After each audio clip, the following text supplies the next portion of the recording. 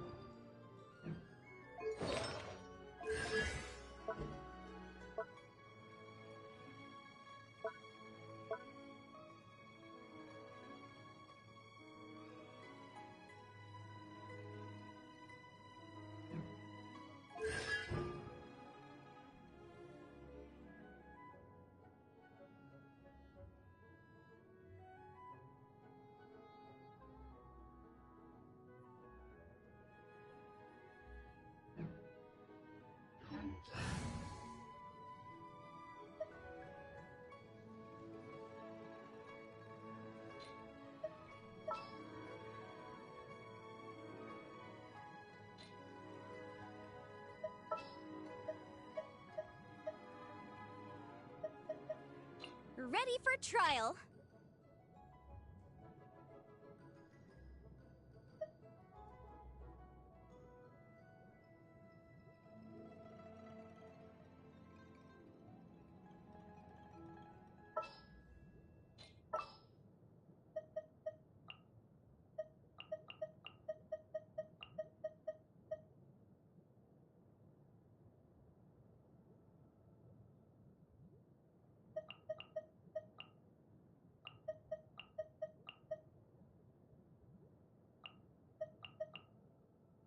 There's still a long road ahead.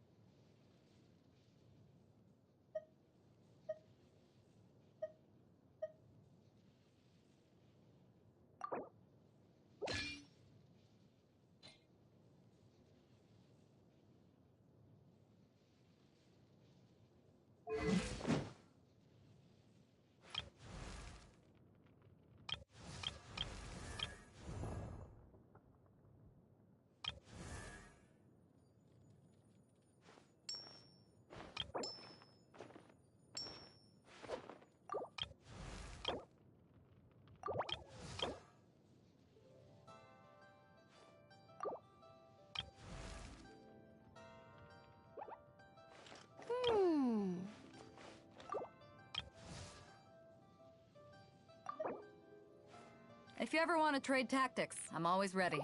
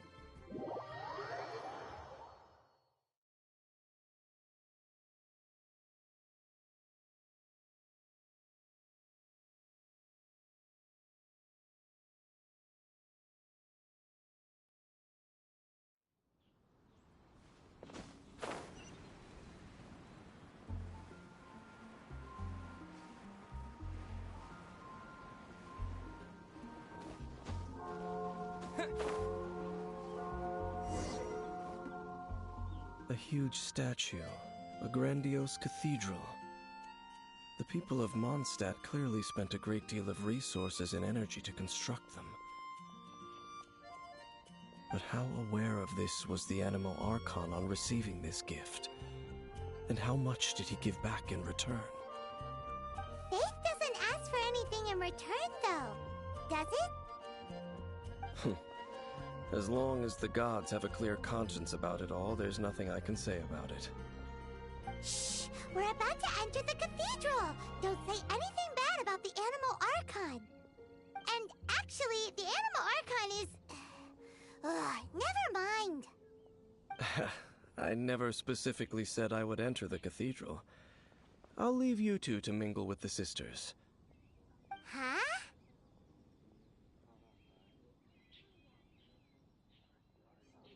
You are the honorary Knight of Mondstadt.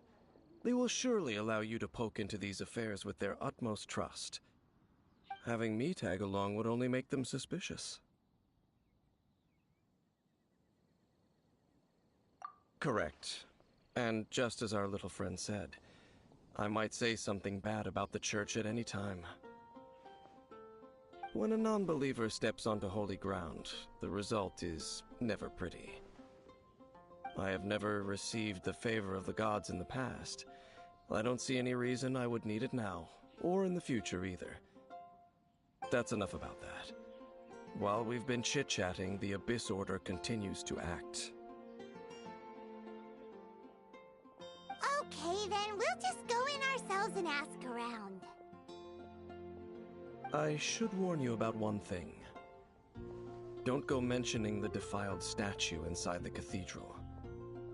The Church of Favonius wouldn't ignore the matter of the statue, but if they rashly tried anything against the Abyss Order, it would only ruin whatever element of surprise we may have. Also, meddling in the affairs of the Abyss usually doesn't end well for anyone.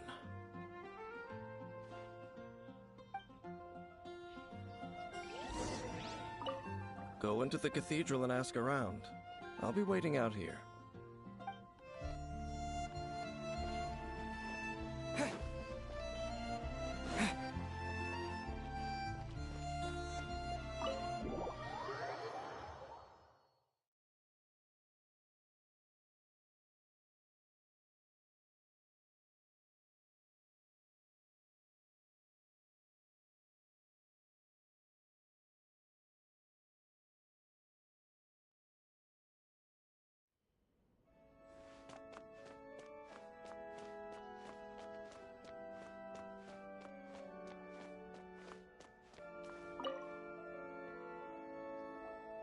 Honorary Knight!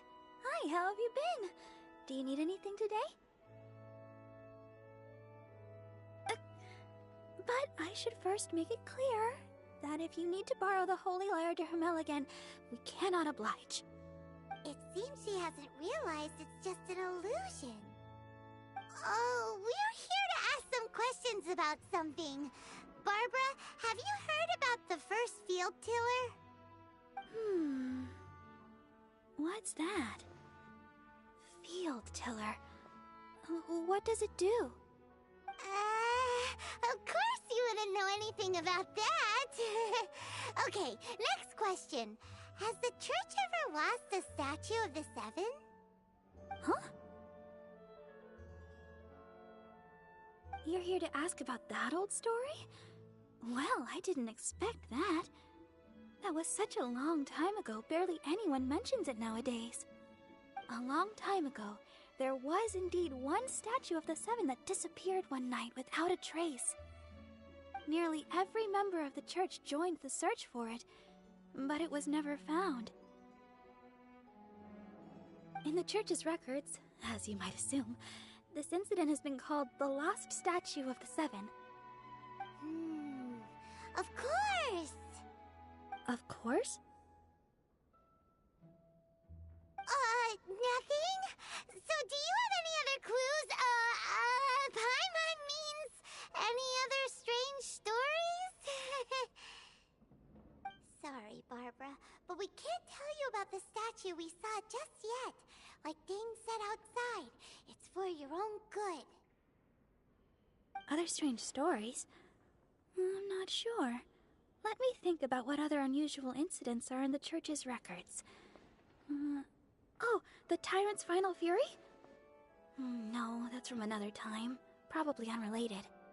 The Tyrant's Final Fury? Oh, this refers to a time of great danger that engulfed Old Mondstadt, the place now known as Storm Terror's lair. Many, many years ago, there was a time when balls of fire would rain from the sky whenever anyone approached Old Mondstadt. Balls of fire raining from the sky? How terrifying! People at that time believed it was a curse laid down by the god of storms, so they referred to it as the Tyrant's Final Fury. This strange phenomenon continued for about a year. No one was ever able to solve it. It just gradually ceased on its own.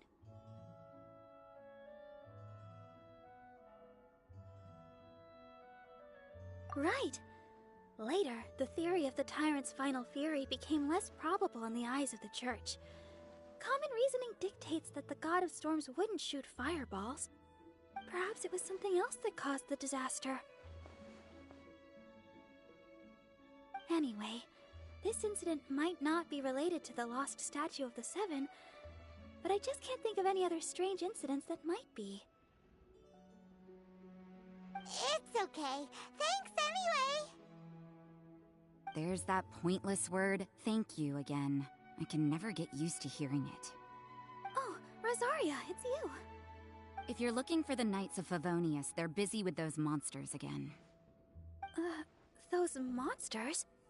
Those monsters that tried to attack Mondstadt last time during the Storm Terror incident? Wasn't that the Abyss Order? They're at it again? Indeed. They're gathering in Wolvendom, causing great unrest among the wolves. Could it be that the Abyss Order is targeting the spirit of Lupus Boreas?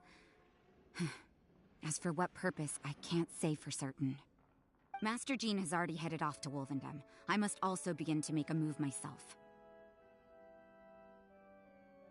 Then I will go as well. Master Jean said you should stay at the church and continue your work with the clergy. But you're also a member of the clergy. Right. We'll go give Master Jean a hand. Oh, okay. If the honorary knight will be there, then... But please, everyone, be careful. May the Animal Archon protect you all.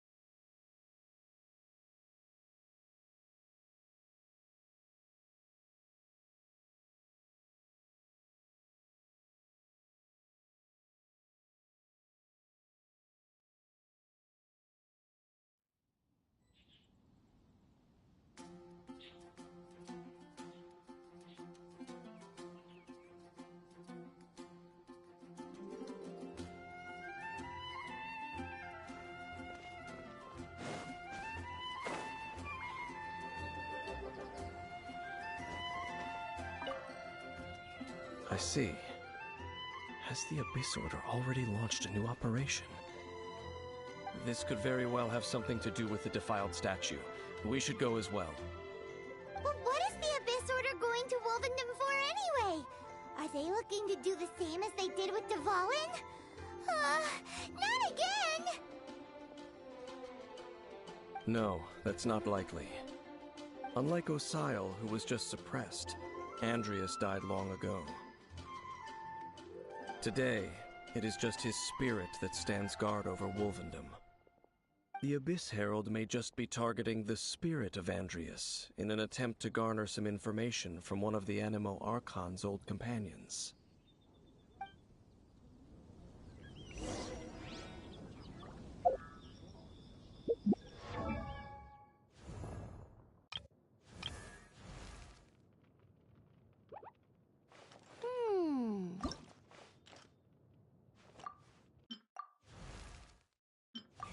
Time to go. Make sure you keep up with me.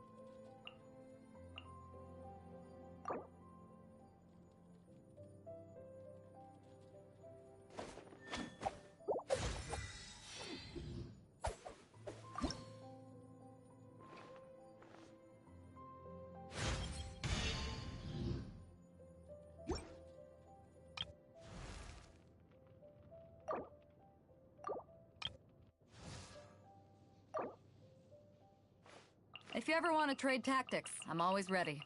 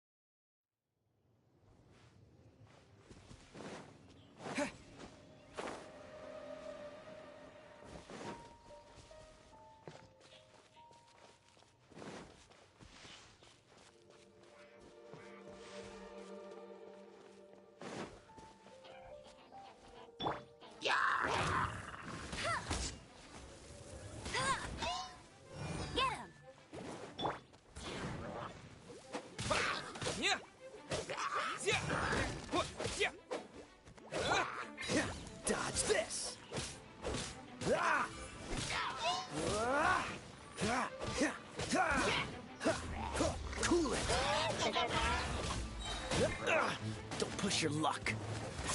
This moment will be frozen.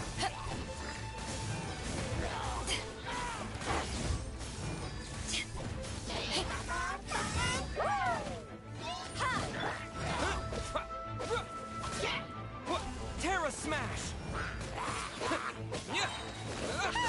The Abyss Order! Don't underestimate the enemy. Let's take them now.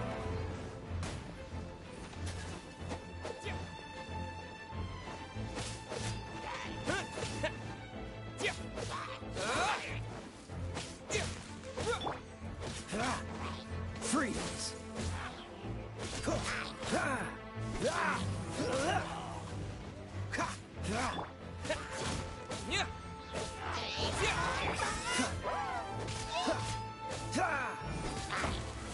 Cool it!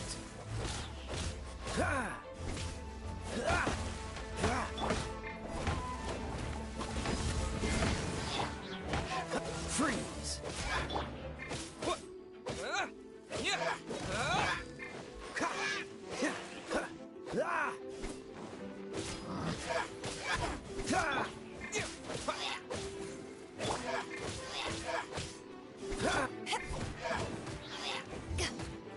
Power that ended fight! Cool it! Don't get frostbite!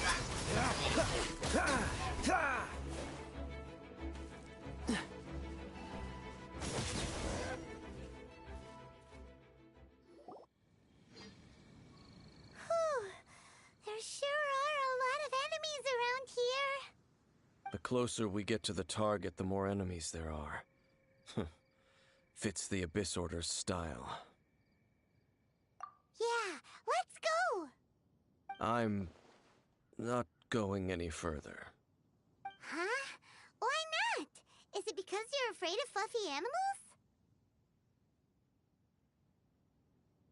It has nothing to do with wolves. It's because Boreas was an ancient god, yet he willingly became a servant of the Seven. I cannot possibly agree with his actions. I don't desire any interaction with him. Besides, you're the one people like. I'm less likable. There's nothing special about gods anyway. It's just my opinion, but a word of advice. Always be on your guard when around gods. You shouldn't place too much trust in them, but at the same time, don't go too far in the opposite direction. Don't go trying to overthrow them or hunt them down, even if the god in question is your sworn enemy. Don't trust them and don't hunt them. That's some awkward advice. Does Dane hate the Seven, or is he protecting them?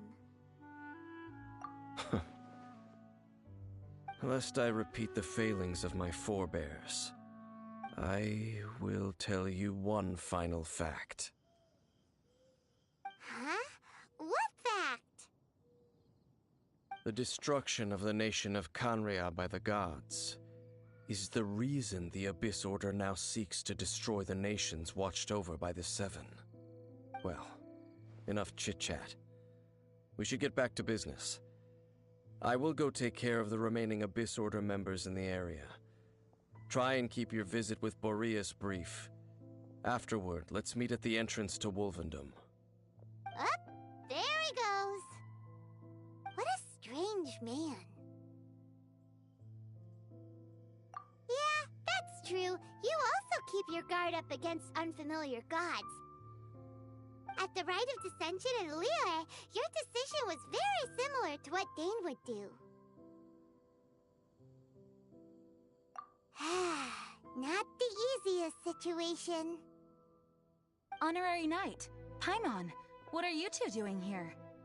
Oh, Master Jean! So glad we found you. Rosaria told us that you came here to fight the Abyss Order, so we came to help. Then your help is greatly appreciated. The Abyss Order's sudden offensive is very strange. They have surrounded Wolvendom. I am preparing to send out some knights to fight back. I just scouted out all of Wolvendom, but I did not see you. Rosaria told me that the Abyss Order is going after Boreas. But the Abyss Order and Boreas... What is the connection between them? They just like to cause trouble. Do they really need a reason? The Abyss Order already went after Dvalin. It's not too surprising that they would also go after another one of the Animal Archon's buddies. That is true. Regardless, whether the reason behind the present threat is clear or not, I will handle the situation. Honorary Knight, please go and check if Lupus Boreas is in any danger. This god's spirit... He does not often see people, but I hear that you have met him before. Maybe it is best that you are also the one to meet him this time.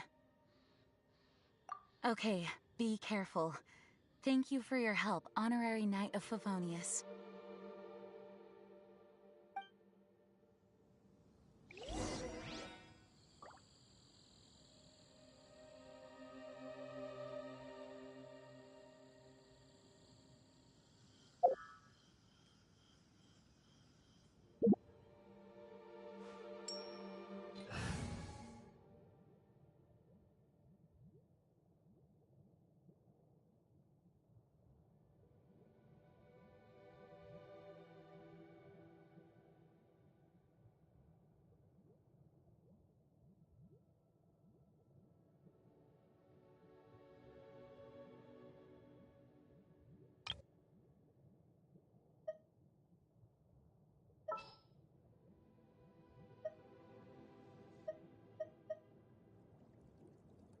I trust you. Leave it to me.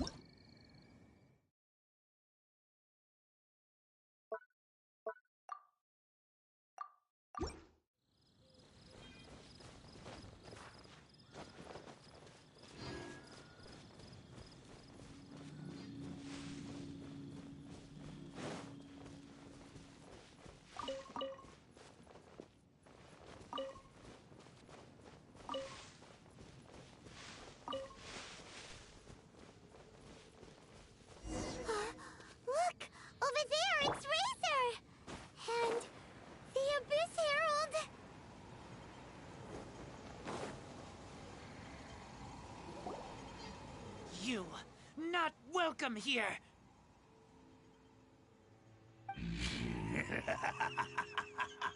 So, the wolf's wretched spirit likes to raise wild pups now. You claim to be a guardian, yet your once sharp claws have clearly dulled since your days of godly glory. If you serve us, we can restore your divine powers you once held in the past. Lies. Lies. What the heck is this ceremony? He looks like he's in a lot of pain. Oh no, is this the same thing they did to corrupt Dvalin's mind? Wolves never surrender! But this can't go on. No matter how many times you resist us, your efforts are all in vain.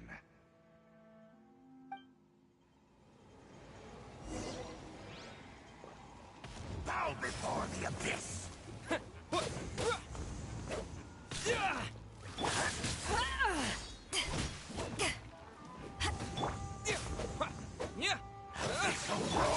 Rise.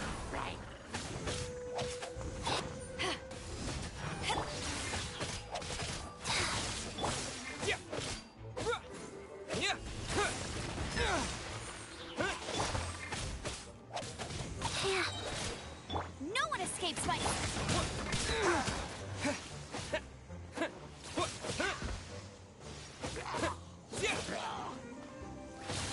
Oh. Opening box of Adeptitrix.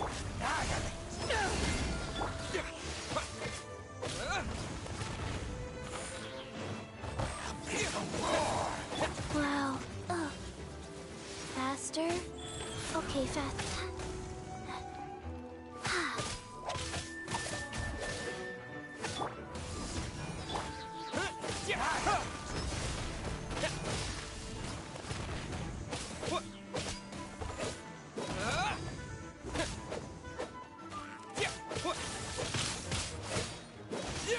Terra Smash!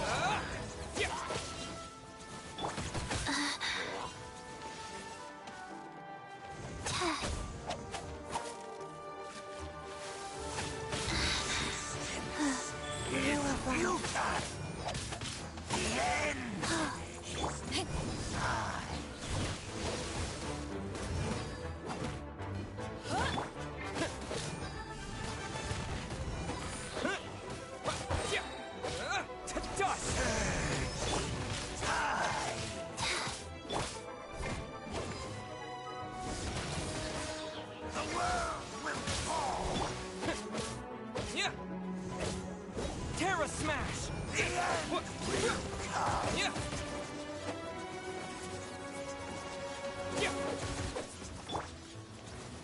Life goes on.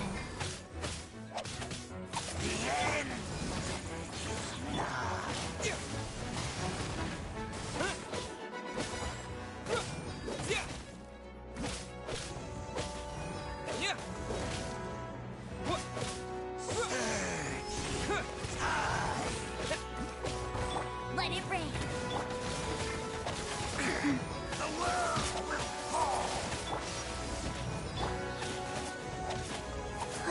Rise.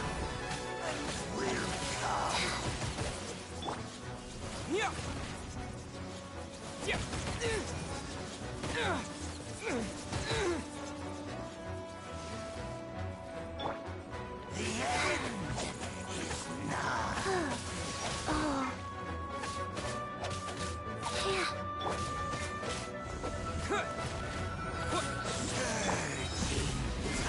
Eyes on me!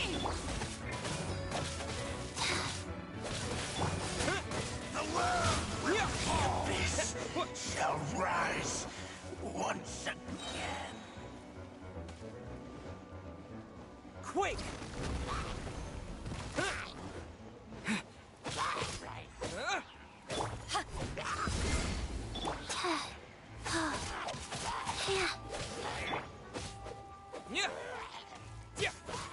Terra Smash!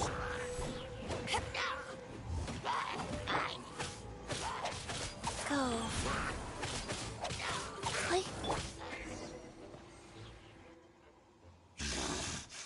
The ceremony was interrupted. How fortunate for you. How does an old spirit have such determined will? No matter. This is but a small unforeseen variable. Our grand scheme will not be affected.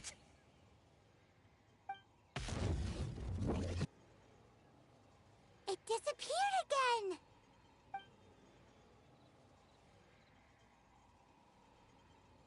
Thank you. You came. Just in time. Human Lupercal. I am ashamed that you must see me in my present state. But still, the Abyss Herald underestimated my strength. Lupus Boreas never refuses trial, but scary outsider, not respect trial rules. I too didn't see the trap.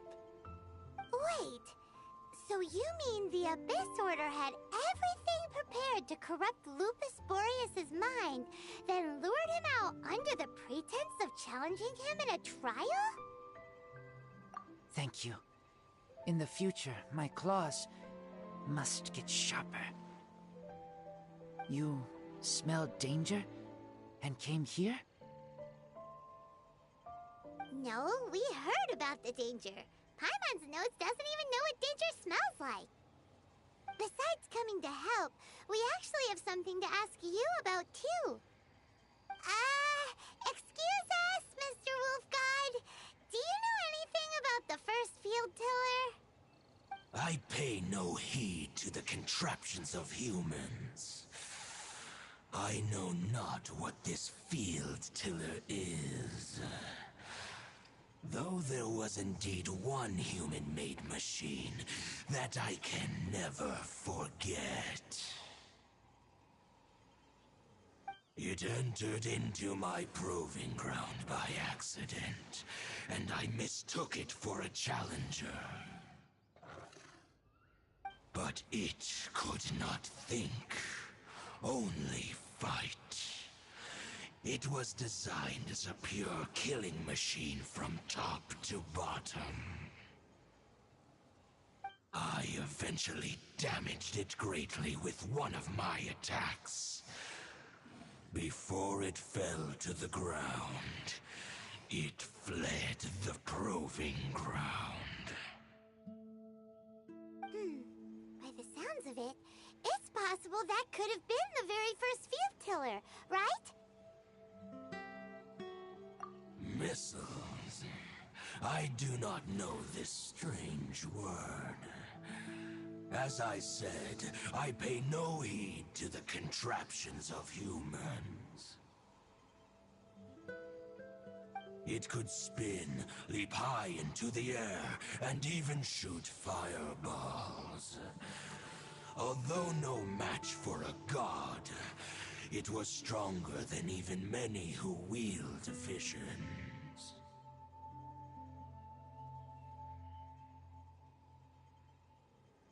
Fireballs? Hey, didn't we hear this somewhere else recently as well? Anyway, this pretty much proves that the first field tiller came to Mondstadt, doesn't it? It sounds like the first one was way stronger than the mass-produced ruin guards that came after. But in this story, it was damaged at the proving ground while fighting the Wolf of the North. Don't know, but did we help? Yes, you were a big help. Thanks. We need to keep investigating something super important. The Abyss Herald may have left, but the Abyss's forces are still attacking. You two be careful. Yes, I smell more danger. Bigger danger. You two also be careful. Well, that was some good intel. Quick, let's go tell Dane.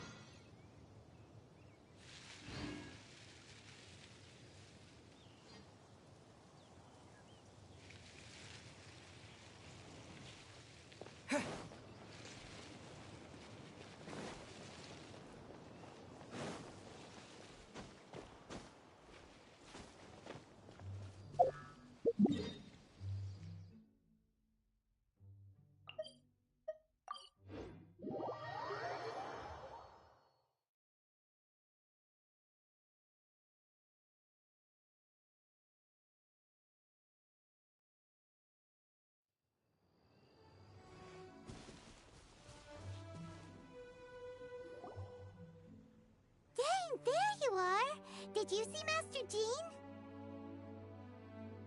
I saw her, but purposely avoided her. As both the Lion Fang Knight and acting Grand Master, she naturally would have some reservations towards me. If I'm not careful, one day I may find myself becoming the object of one of her investigations. But back to the matter at hand. I defeated some of the Abyss forces, but wasn't able to gather any information. Did you have more success?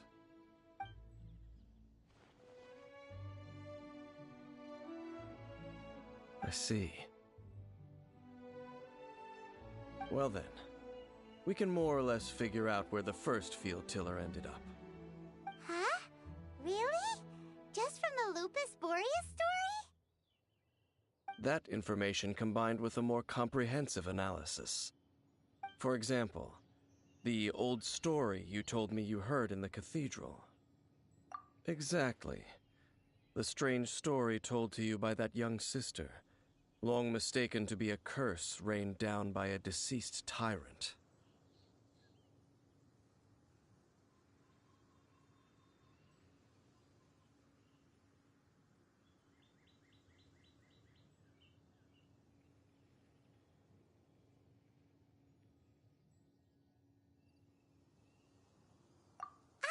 Paimon gets it.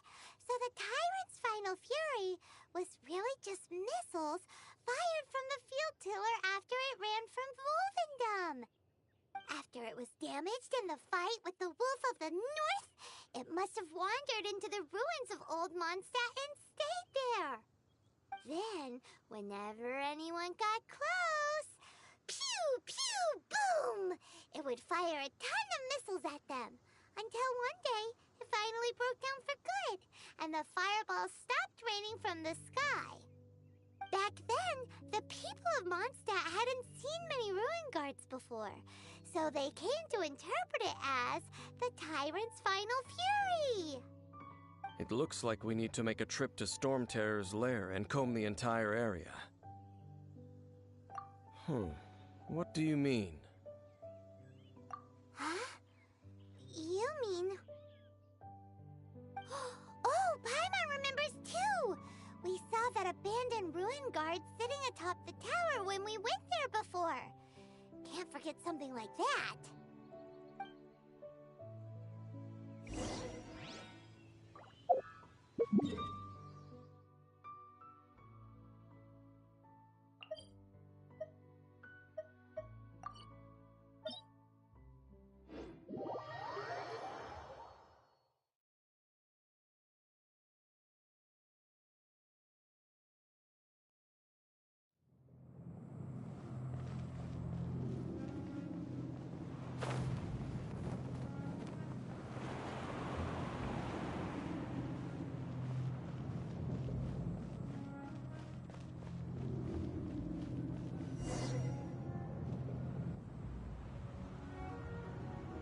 This is it, right?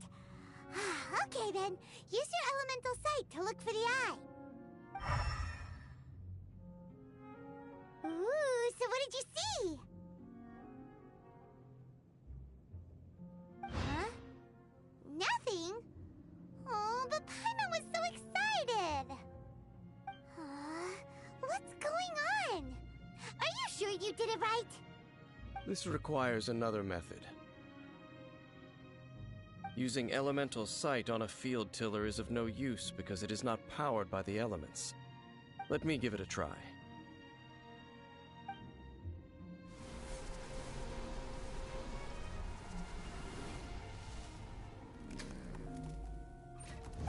And done. Wow! It's The very thing the Abyss Herald has been seeking all along. The eye of the first field tiller. All of the ruin guards today are just replicas of this machine. As the prototype, its combat capability was unrestricted. prototype? Oh, Paimon doesn't know that word. Is it another ancient term from Conria? As the Abyss Order has surmised, if this eye is placed in the hands of the defiled statue, And if the limbs of Osiel, Overlord of the Vortex, are attached to the statue, there you have a mechanized god. And this newly born god will have the power to topple the divine thrones of Celestia. Yes. Then, what should we do with this eye? No. I'll guard it myself. Huh? You? Dane? You won't go and do anything crazy with it, will you? You may doubt me if you wish, but I must ensure it does not fall into the wrong hands. No matter where we may hide it, they will find it. And as for the Church of Favonius, well, you know I don't trust them. Oh, right. But our work isn't done yet. To avoid any further repercussions, we must also take care of that defiled statue.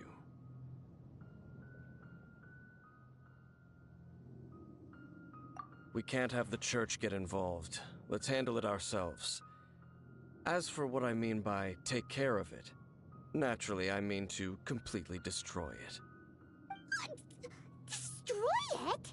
That's a statue of the Seven! As well as being a really important cultural relic, they're actually divine too! Well, good thing we didn't tell Barbara earlier. Otherwise she'd be going completely bonkers right now! Do the Seven really expect me to help them look after what belongs to them? Let's go back to those ruins and destroy the inverted statue. If we are lucky, we will also run into that Abyss Herald. I'll make sure it doesn't get away this time.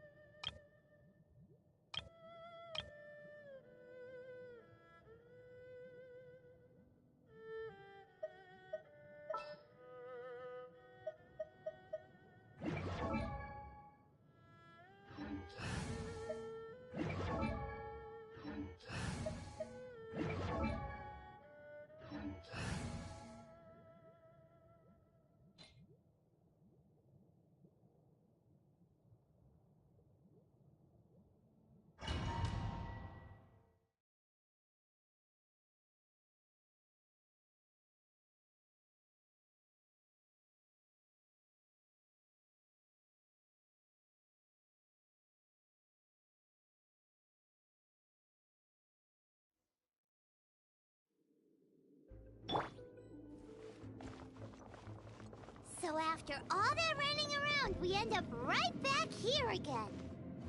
Look at us. We barely escaped this place last time, and now we're strolling right back in. Gee, surely we must be some of the bravest adventurers in all of Teyvat. That or the stupidest. To get to that creepy statue, we just need to follow the path we used to escape last time. That should take us right to it. Yep, that'll work. Let's go, and remember to be on your guard.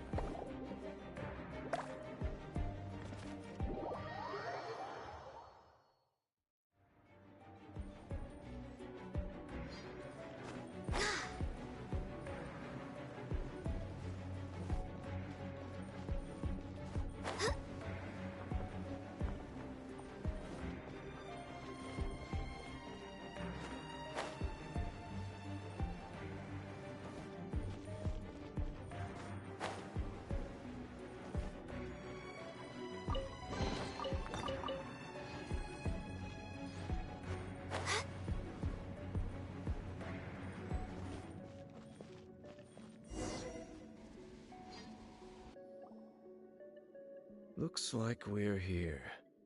An eerie, lifeless, dark chamber. I understand the evil aura you were describing earlier. Oh, such a scary place. Be careful to not be overwhelmed by the power of the defiled statue. The Abyss Herald. It's here. You sense correctly. You are just as vexatious as ever, Dainsleif, enemy of the Abyss. I sense your soul is stained by terrible bloodshed, perhaps from your darkest nightmares, unless... Oh, and something far more dangerous. You reek of a corruption familiar to me. Then we are the same. We're both dangerous. But dangers from outside of the Abyss Order must be caught and caged. It is your words that forever reek of corruption. Time to silence you!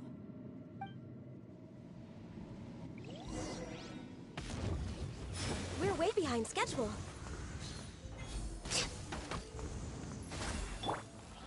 Guys. Yeah. Let the show begin.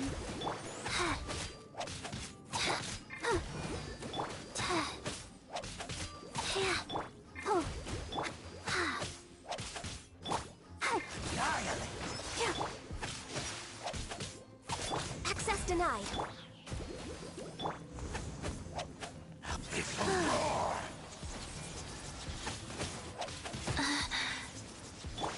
Steady as stone.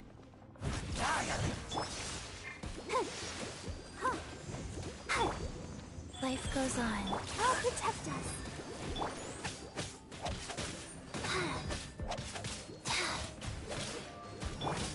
Oh, I didn't feel that.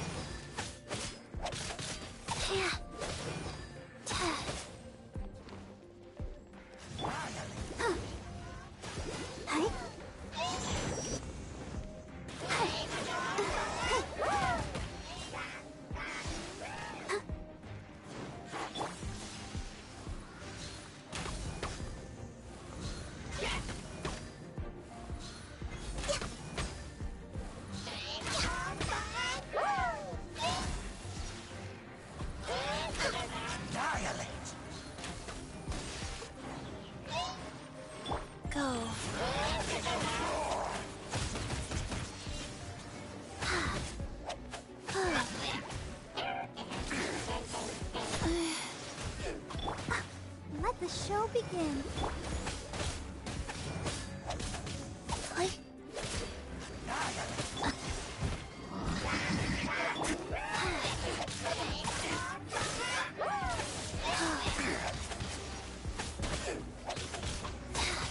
No touching.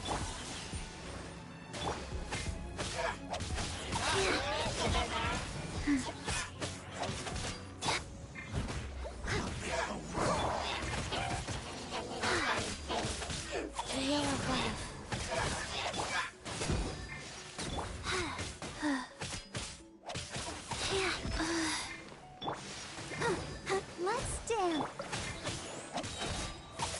Sacred name, fortune person.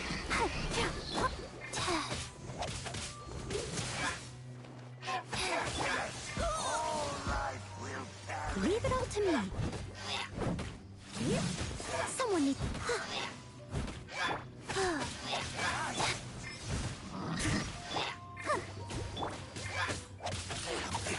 Born of ice. I can fix this. Next on the agenda.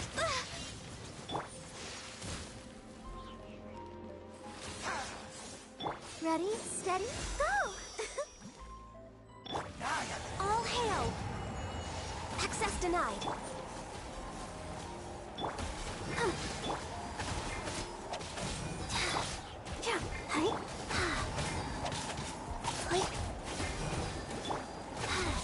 Wow.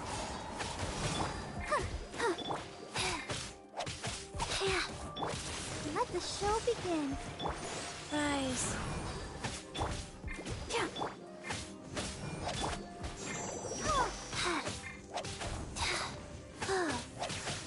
I must leave no stone unturned.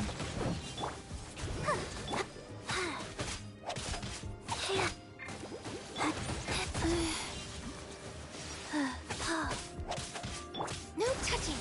Go, Barbara, go!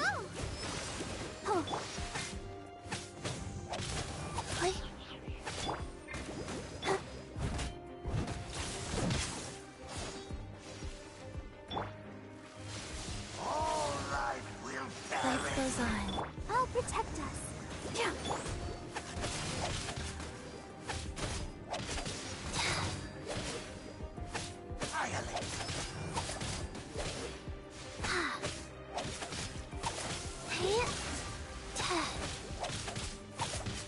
Abyss, grant me new life. The end is nigh.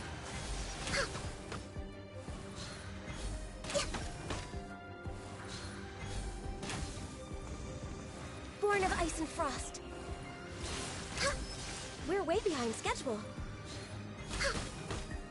The end will come.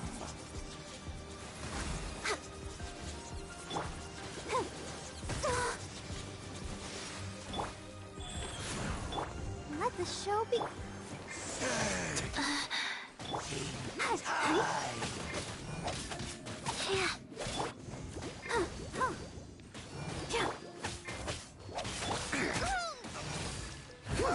Leave it up to me. The end is nigh.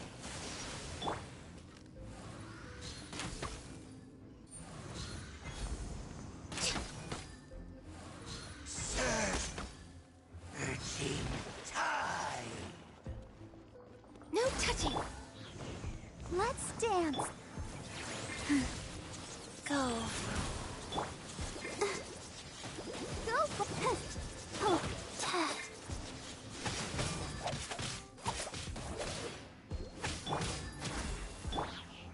The end is nigh. Opening box of Adepti tricks.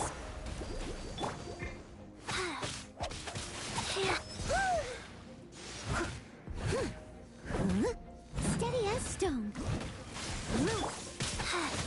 The world will fall. The end will come.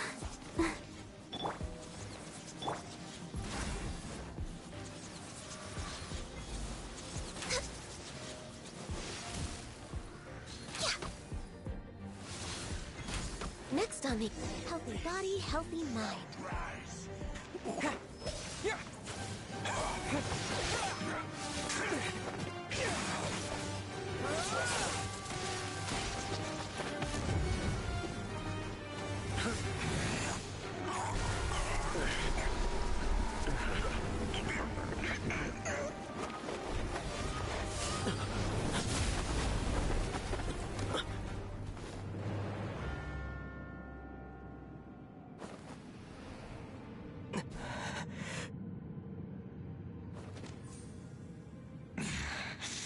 Princess.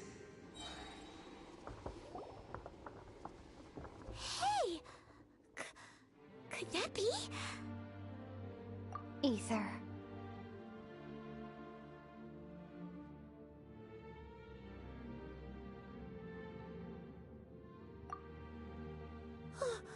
Wait! She just blocked an attack against the Abyss Herald! Your sister and the Abyss? Ether, why are you with Dane? Uh-huh.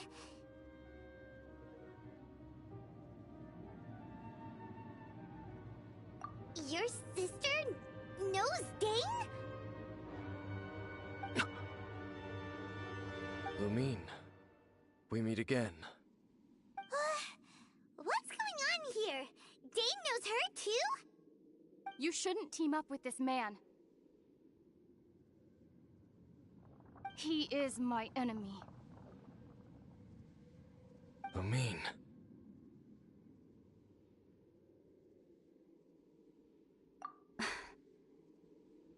But it must be said. Don't try to stop me. Don't try to stop the Abyss. That man, Dainsleif, was the Twilight Sword, one of the royal guards of the final dynasty of Conria. 500 years ago, he failed to prevent the destruction of Conria. A curse of immortality was laid upon him to forever wander the wilderness, while he watched the people he was supposed to protect turn into monsters of the Abyss. You're saying Dane is from Conria? The same Conria that was destroyed 500 years ago? And you said the people turned into monsters? You're trying to tell Paimon that the Abyss Order is not only related to Conria, but is actually the people of Conria themselves?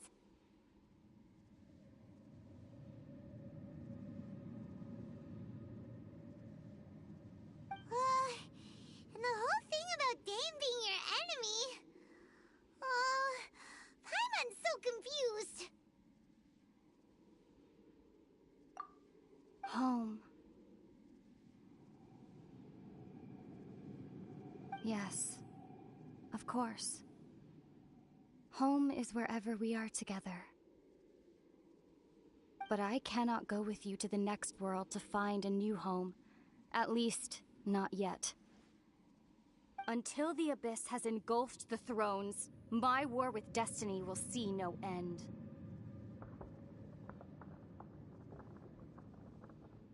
Listen to me, Ether. I have already traveled through this world once. Once you reach the end of your journey as I did, you will see for yourself the true nature of this world.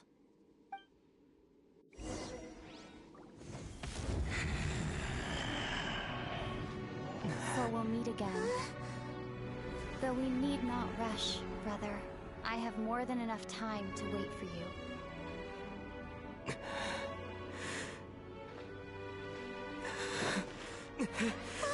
We have always had enough time.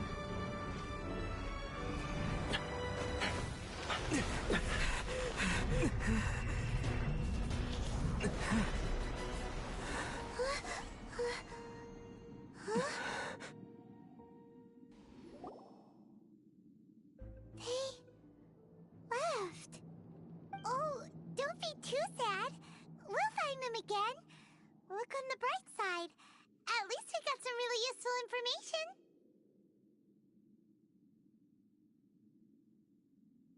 Really? You sure? At least now As well as the Seven, Dane is also a key part of finding your sibling too, right?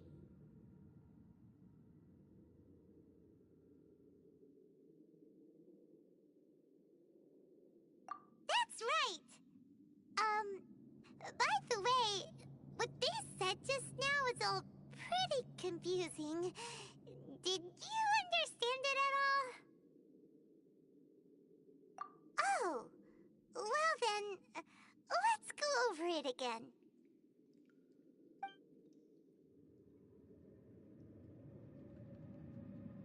First off, that Abyss Herald called your sister Princess.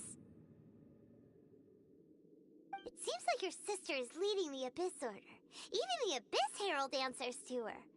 Still, we don't know for sure if she's the highest-ranking leader in the organization. Also, your sister said that she wants to engulf the thrones and go to war with Destiny. What the heck does that mean? Could it be that she wants to destroy the Seven and the Seven Nations? Next thing, turns out the Abyss Order monsters are really what the people of Conria turned into after their nation was destroyed. This story is just plain terrifying. And Dane is from Conria too. He witnessed its destruction 500 years ago. But he didn't turn into a monster. And now he's fighting the Abyss Order. So that's why your sister said that Dane is her enemy, right? But if the monsters of the Abyss are the same people that Dane protected all those years ago, then why is he enemies with the Abyss Order now? Also, how come, after all this time we spent searching for your sister, it turns out she's on the side of the Abyss? What's up with that?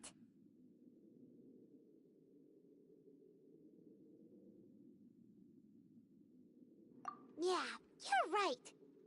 Then we can't let ourselves get down about it now. Our journey's not over yet. Let's get a move on. Time to leave this terrible dark place and get back to the surface where the sun shines bright. If your sister wants you to reach the end of your journey, well then, show her what you're made of. Come on, traveler, let's go.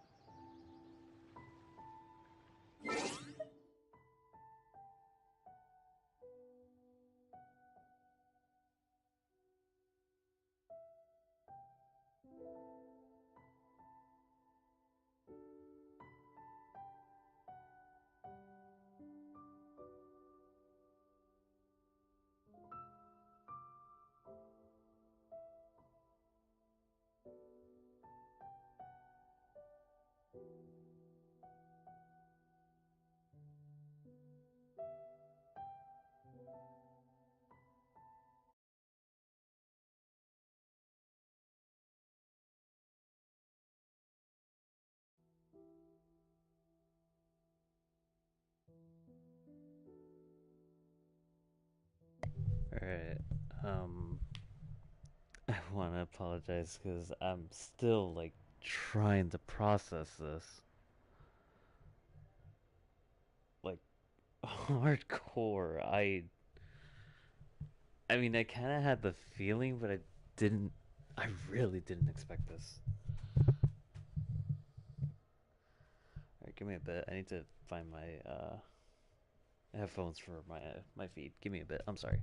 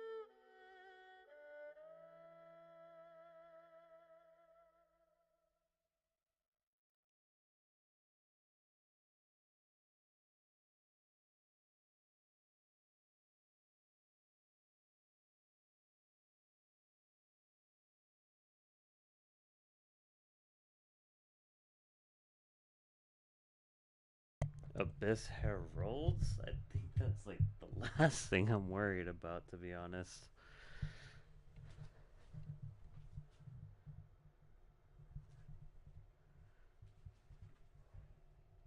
Like, holy fuck, dude.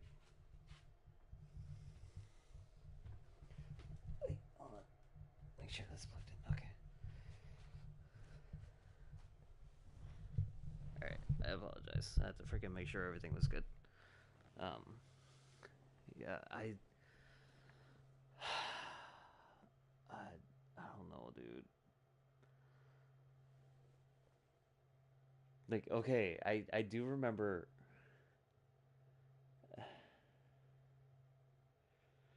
I do remember the freaking cutscene where, you're shown that your sibling is the leader.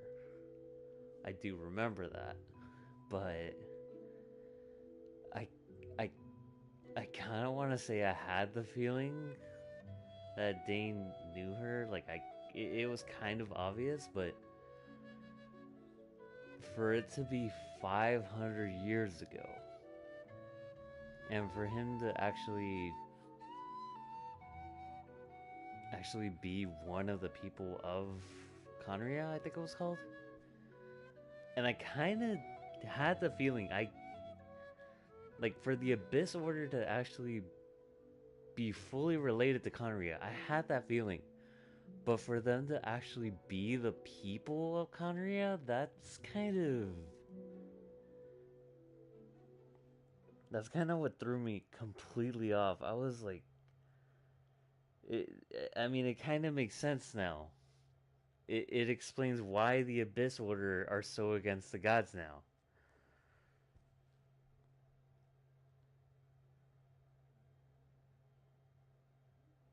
It's just like a shit ton to fucking process, dude.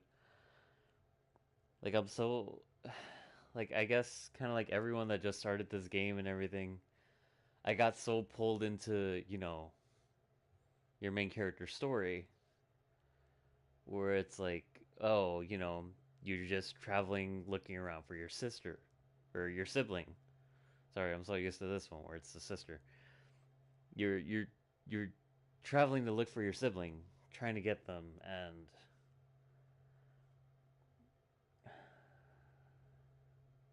I know Stranger Things like Paimon was the one to tell you how to speak in Tibet language.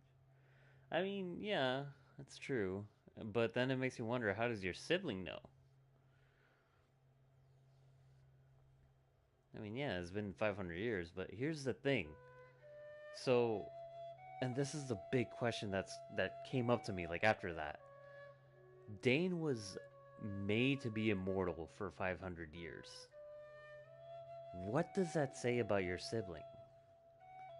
I don't think they were meant to live 500 years, were they? The only thing that's kind of making it iffy on me is because, sadly, and this is what I hate, like, I try to play blind, but my freaking YouTube feed keeps popping me up. Every time I think I'm getting a meme or something, I get something else. I get, like, some information or, like, a did you know, or I bet you didn't know this, and one of them popped up was that there's a chance that Genshin isn't gonna finish after 5 years, or even 10 for that matter. Because supposedly all of Teyvat is just one chapter. All these are just acts. All the Archon quests are just acts. And these are acts within a chapter, meaning that the entirety of Teyvat is merely one chapter. And if it's like that, I don't think that this game is gonna stop in Teyvat. And I don't think there's gonna be a Genshin 2 that takes place on a different planet. Or a different world, whatever it is. Like, that's the whole theory on that. And if that's the case, then... oh boy. Oh, I just... anyways, Daisley's taught them simple. Main character, aliens, remember? Yeah, no, that's why I brought up that whole little theory that all these stories or whatever, they're just acts within a chapter, and all of this is the chapter of Teyvat.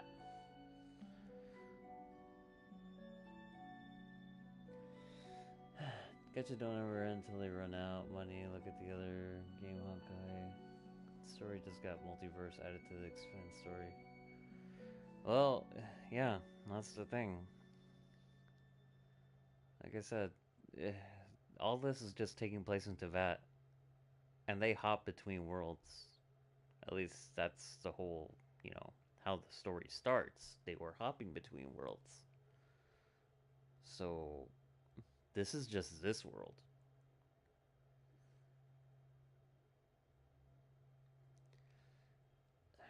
I don't know, man. This is a lot. This just really fucking blew everything that I considered normal in this game out of the water. Like, I really thought it was just gonna be another, well, not another freaking crazy, like, open world with hidden lore and all that stuff, but, like, I don't know, like, I expected a story, and I got way more than, I bit off way more than I thought I could chew. I'm, like, still too focused on the story of the gods when you visit their nations.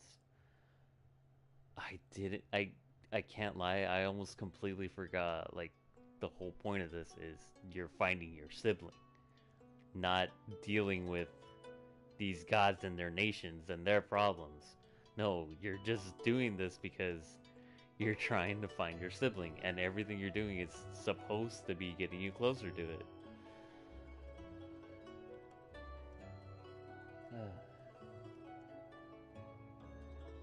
You can already play in another world since Genshin and Honkai are in the same universe.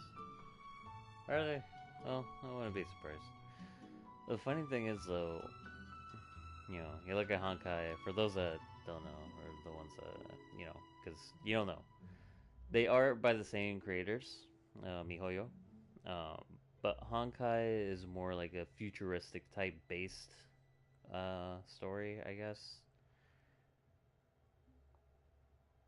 Like it's more gunplay based. It's more crazy cybernetic, kind of like cyberpunk type stuff. Meanwhile, this one is more, as you can see, like fantasy, freaking stuff like that. Many connections hidden throughout the world. I mean, I have the feeling. The funny thing is, I like how Honkai was made first, and yet Genshin was like made way later. But I had the feeling that Honkai kind of made references to Genshin before they even made it.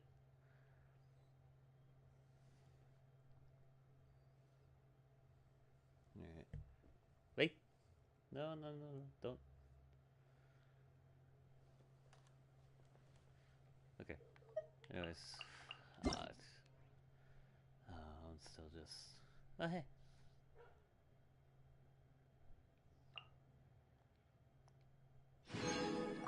It's still just... Oh, boy. One. Silence, you raving lunatic. I love it.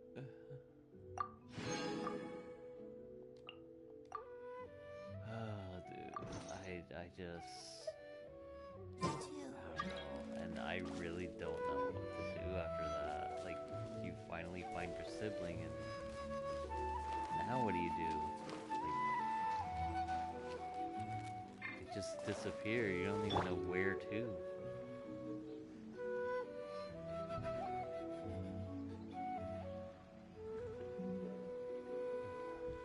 Alright. Well, I guess with that out of the way, we finally finished that one, so I guess we could do this one.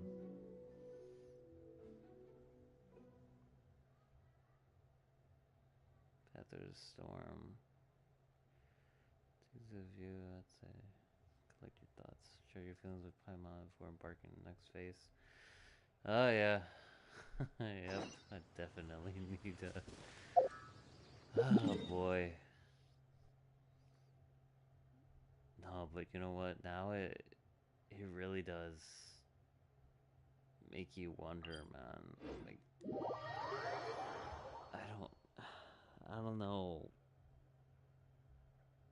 Cause like, yeah, I get slightly annoyed with Venti. He's like a cocky little frickin' a cocky little shite. And then you have Zhongli, who's been around for thousands of freaking years, so he's like the old wise grandpa or whatever. And it's like, you know, Venti at least tried to fix his problem for his people, the stuff that was going on. Zhongli, on the other hand, felt like his people could handle their problem. And it's like, are these really the same? Okay, Venti isn't. Whenever you need me, I'll be there. For a fact, Venti isn't, because he's the youngest. And after like the story that I made with him, the little side quest or whatever, you find out he was more like the reincarnation.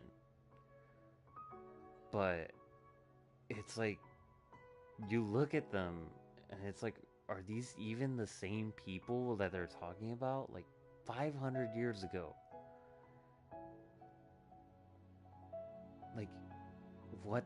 It really is making me question what the hell happened on Celestia. What the hell made these gods turn against Conria? Or what did Conria do to anger them?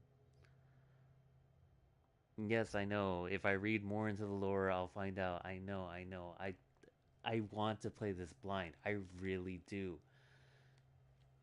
I mean, I can't lie. I only recently started reading character stuff, like character bios and all that. And then I found out about freaking Chi-Chi. Yes, she is still my favorite. I don't care what anyone says. I'm glad that they finally are making a story for her after so long. Meaning I have to freaking speedrun through Inazuma and all the other freaking stories in order to be able to get to it. But I digress. I finally find out, like, how she got her vision, the stuff that happened to her. the same thing with Barbara, how she got hers, and it's like, okay, I get it. The way I unlock those is by, playing more with the character and getting the friendship, and I can understand that. But for the rest, like, the rest of the world, I have to freaking explore. I have to read up. I have to freaking find these books. That's the one thing that gets on my nerves. You have to search for books to actually get more detail of the story and all that. But, like when I was just playing through this, when I was just playing through the main Leave it to me. story. All of it. Whatever it is. What exactly is it? I didn't quite catch your request. When I was playing through that story and you find out all the stuff that happened. You find out that Dane is freaking over 500 years old. You find out that you finally find out what the hell is going on with your sister or your sibling. You find out they're actually on the freaking side of the abyss. At first I thought they were being controlled. No, it seems like they're one of, if not the ringleader of this. Because I mean, to be called princess or prince, I don't think you're the main one. It's just... this just really, really threw me for a loop. I can't lie. It really threw me for a loop.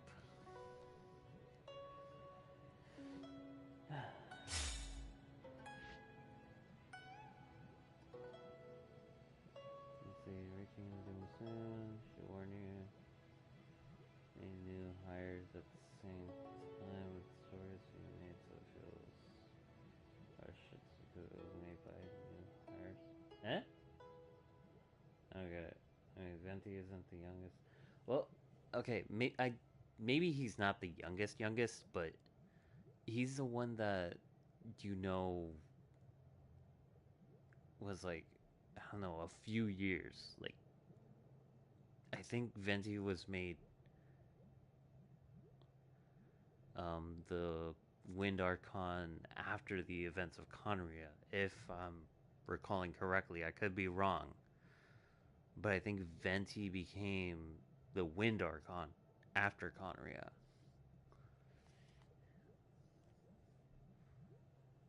But I mean, if he still possesses, the power of the Archon, I think he would still have the memories, no? Or would his memories just still be his own?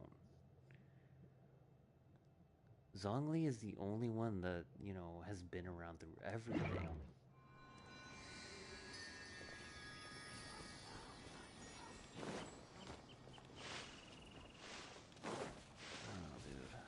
Just, I agree with this mission.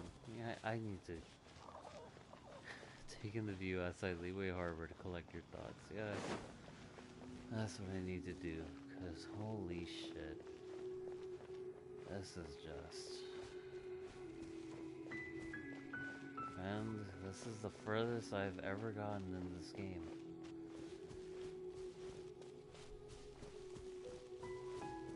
Even on my old file, I sadly lost the freaking login info to.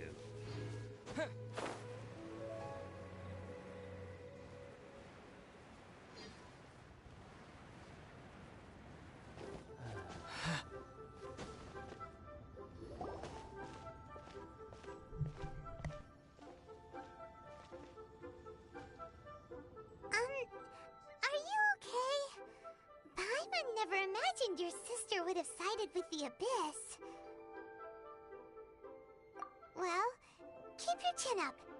Paimon believes in both of you. And when the going gets tough, the tough get going. Right?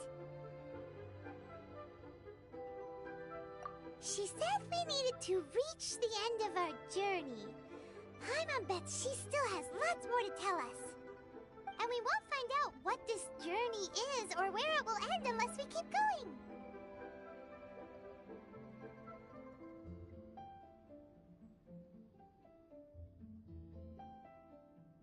Aw, don't mention it, partner. Travel buddies are supposed to look out for one another. Although, where should we go next? If we want to continue with the journey... Oh, you mean the god that took your sister away in the first place? You're right. After all, everything that followed, all this confusion, it all started with her. Yeah, Paimon bets she's the key to understanding this whole mystery. Well, we've ruled out 2 gods so far, the Animo and Geo Archons. So, next... Paimon doesn't think we can simply walk into Inazuma. Zhongli said it was a closed nation. We'll have to find some other way in. Why don't we ask someone from Inazuma how to gain entrance? Oh, Paimon's thought of someone already!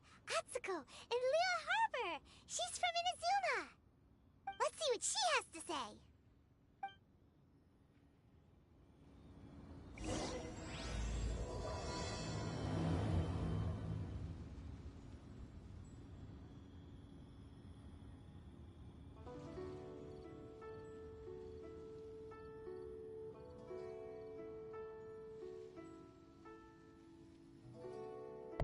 Okay, so Venti is older than Conria? Alright.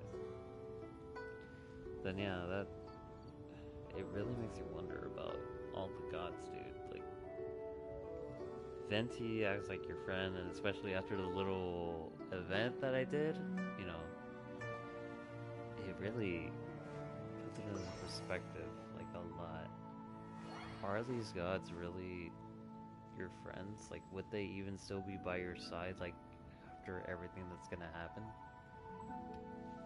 Are they gonna force you to choose between your sibling and them?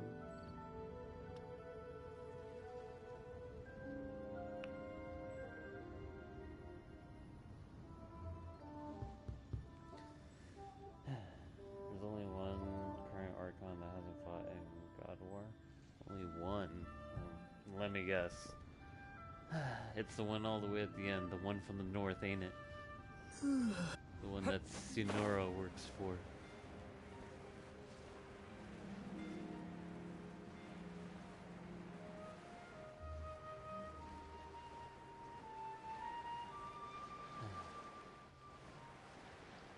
No.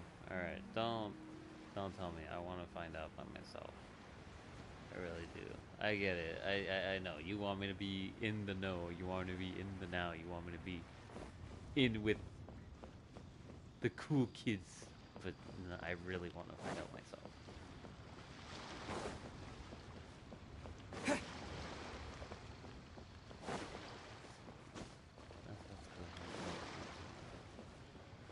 You don't know?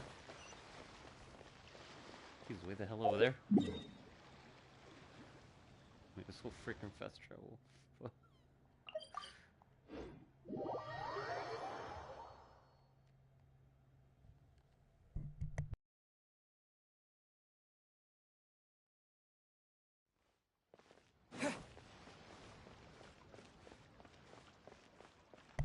By the way, for Monday, tomorrow and Monday, I will try to get as far as I can in the story. Jesus fucking Christ, what the fuck, man?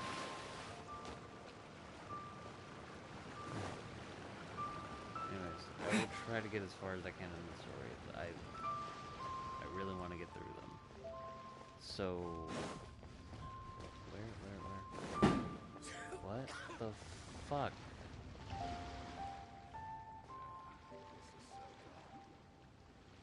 Jesus, holy fucking Christ. Okay. Oh. Hello. Oh, I mean good fortune, right? I'm still learning to talk like a local. Is there anything I can help you with? We wanted to ask, how do we get into Inazuma? Oh, so that's why you're here. Well, there is a way. Great! We came to the right person! But the chance of success is incredibly small. Huh. Incredibly small? Then how did you get out of Inazuma in the first place? It was in leaving Inazuma that I found out just how dangerous this method truly was. All I had to rely on was a little wooden raft that I'd put together myself. There was a storm raging ahead of me, and my pursuers were close on my tail. After I'd escaped their clutches, I floated on the open ocean for I don't know how many days. My rations and freshwater supply soon ran out, and I remember getting to the point where I was sure I'd reached the end. Then, I blacked out. But, to my surprise, my journey didn't end there. Or to put it another way, a new beginning found me. Ah, that's right. I escaped by the skin of my teeth. The fact that I'm even alive to tell the tale must be a sign that the gods were watching over me. What a horrible journey! And you set off knowing how dangerous it was? Why? Well, because everything is just too restrictive over there. The atmosphere is so stifling. The Kanjo Commission subjects everyone leaving or entering the nation to a protracted approval process, and I felt like I didn't belong there. Kanjo Commission? What's that? Along with the other two commissions, they oversee everything in Inazuma. We usually collectively refer to them as the Tri-Commission. I suppose they're equivalent to the 8 trades under the Liyue Chising. One of the obligations of the Kanjo Commission is to conduct rigorous identity checks on all individuals leaving or entering Inazuma. All non-nationals are processed centrally on Rito upon arrival. Meanwhile, the Tenryo Commission is responsible for implementing the recently promulgated Vision Hunt Decree. They act like the executive arm of the Raiden Shogun's rule, loyal, yet unfeeling. It doesn't feel good to speak ill of my home like this, but after spending so long under that oppressive atmosphere, I begin to lose all hope for the future. What I mean to say is, unless you have an extremely compelling reason to go to Inazuma, you should abandon your plans of trying to get there.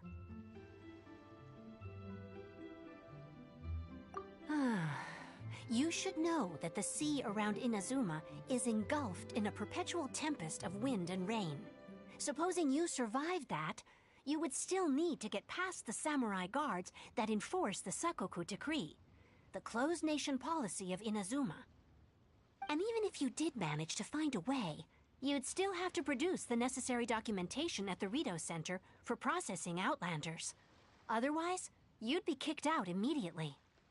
Seems like they really don't want anyone setting foot in Inazuma, huh?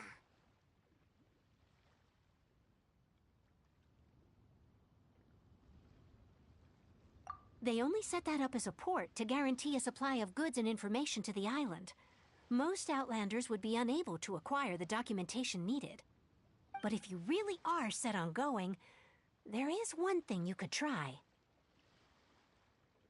The raft idea sounds a little on the dangerous side. Plus, Paimon would definitely get seasick. That's not what I meant. You could ask someone from the Crux Fleet if they have some way of getting you to Inazuma. They're well known in Liyue. Voyaging far and wide has made them a well-traveled group with a wide range of experiences. They may just know how to break through the storm. You're right! Paimon sure Beto of all people will be able to get us there. Her crew is super strong. But Paimon wonders if she'll be willing to take the risk.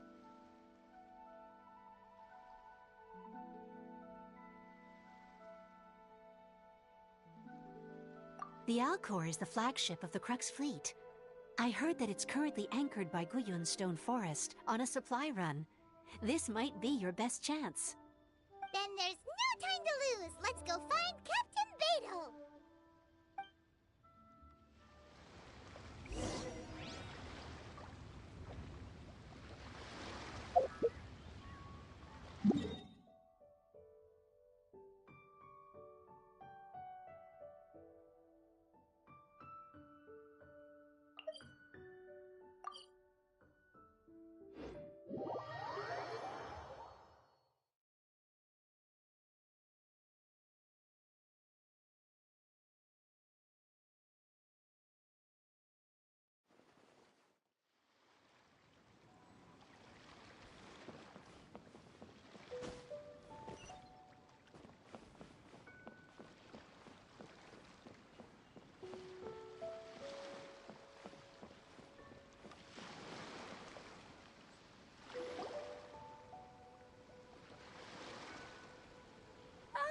if it isn't the Traveler and Paimon. I knew you guys would come.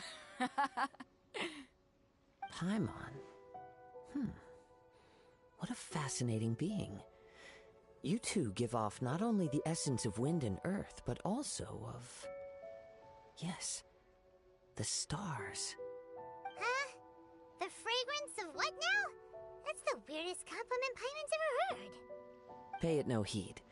I mean only to say I am certain that it is by fate, not chance alone, that we should meet. And that gives our encounter meaning.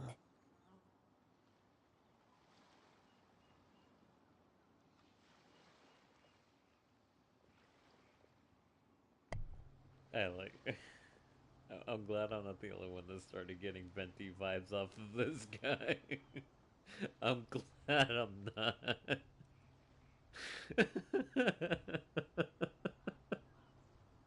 I'm glad they gave you these two options. Holy fuck, dude. It really gave me vibes when you first meet Venti. Oh my god, I love it. Holy shit.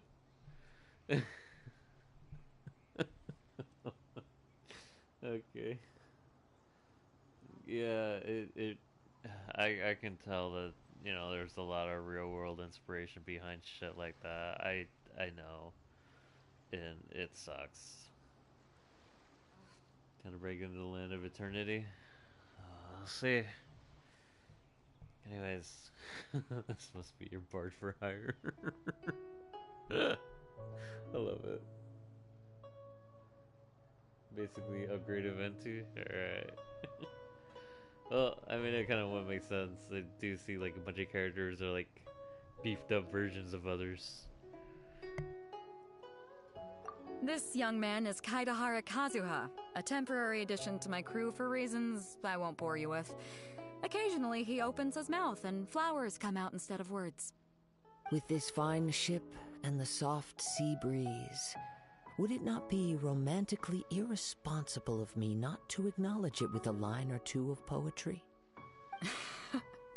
Well, I can't argue with that. Okay then. Once the clash is underway, I'll give you a chance to perform. Beidou, you are way too kind. You are way too sweet, girl. Holy crap.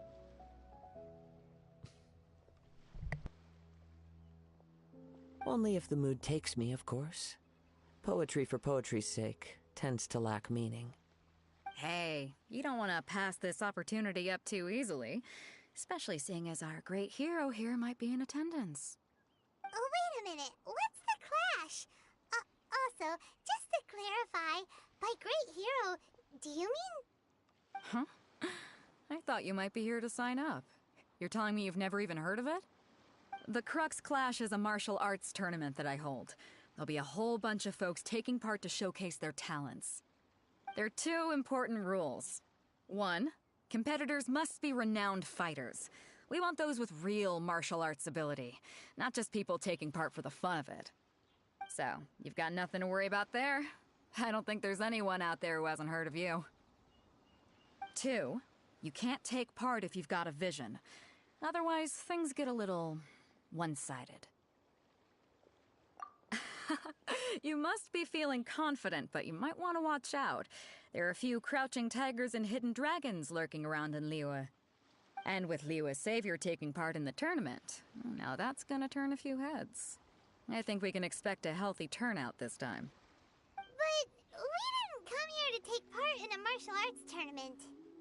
Well, before you dismiss the idea completely, you might be interested to hear that the prize this time round is particularly sought after. Get this. It's a masterless vision. Supplied by myself, as a matter of fact. If the tournament champion can reawaken that vision, it belongs to them. Is there really such thing as a masterless vision? I don't want to ask this, but why doesn't it have a master? Let me guess. Something tells me in Inazuma, things have gotten pretty damn south, pretty damn fast.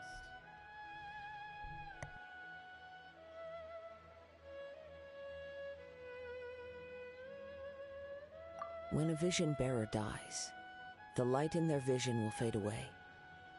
But the shell that housed that light remains. As for whether this shell has any practical application, well, this remains to be seen. But my intuition tells me that while it remains in the world, it may just be possible for someone else to inherit it. Yep, and the way I see it, a vision is a badge of recognition from the gods. So if anyone's able to rekindle it, it's gotta be an individual of exceptional strength and talent. Organizing the clash is my way of uncovering hidden talents. And hopefully this time, getting a vision to glow again. So if you don't have a vision, this is the perfect opportunity to get your hands on one of your very own. Yeah, we're interested in getting to Inazuma, not fighting in some tournament. Inazuma? You want to go there? Well, why didn't you say so? Inazuma? No sweat.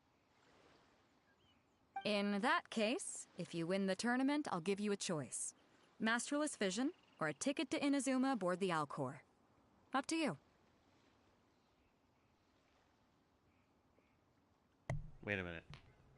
Masterless Vision. You get something from the freaking wishes called Masterless Star Glitter, or something like that.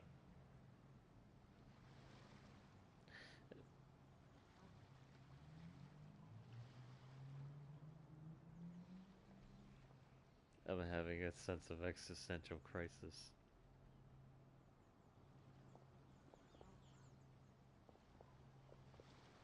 I have so many questions. Oh, jeez. You just want him to take part in your tournament! What's wrong with that? The more talent we have, the better the tournament will be. I couldn't let a competitor like you fall through the net. What are we gonna do? Looks like we pretty much have to do this tournament if we want to get to Inazuma, huh?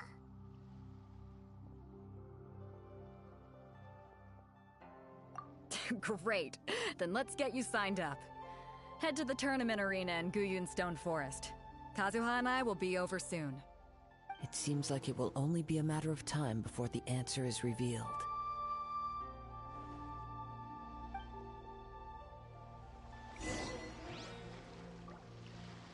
Go on, get yourself to Guyun and sign up already. I've already fixed up the arena. You can't miss it.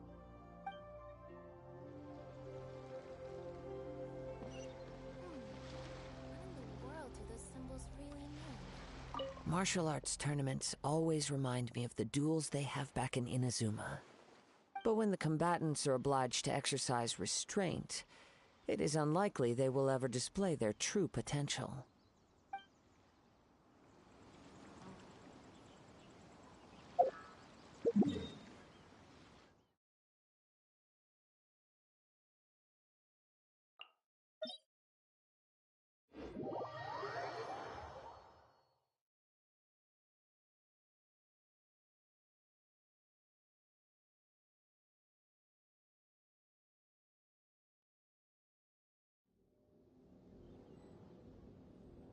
His story is just 2 hours of bore. I'll be the judge of that, man. Don't worry about that. Because the funny thing is, I was even told by my friend that Jean's story is like just really sad or whatever, and I was expecting something like pretty dark to happen to her, or something like, you know, you find out something that you didn't know at all, and no, it just turns out she's just she's literally every adult you know, completely stressed to the point where they freaking pass out, they don't know what to do, and it's someone that you don't want. Put it this way, I related a shit ton to Jean. Like, that's how it felt. And I know so many people that are like her. That's the sad part. So, it was a different kind of sad than what she made it seem like it was. I was expecting like something that was gonna move me to tears, and no, it was like, huh. This is a character that you actually see every fucking day.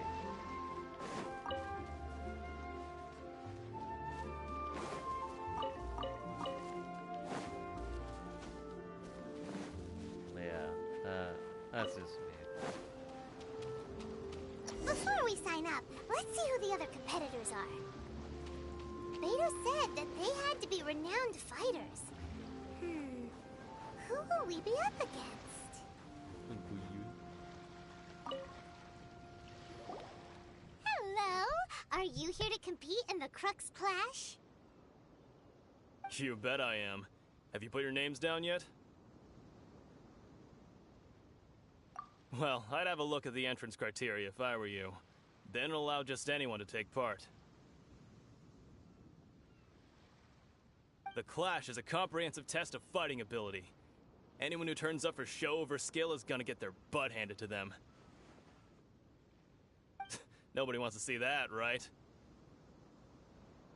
Yeah, we heard a rule about that. So, Paimon's wondering, are you a renowned fighter? Me? Only a former runner-up in the Chihu Rock Freestyle Combat Summit. Oh yeah.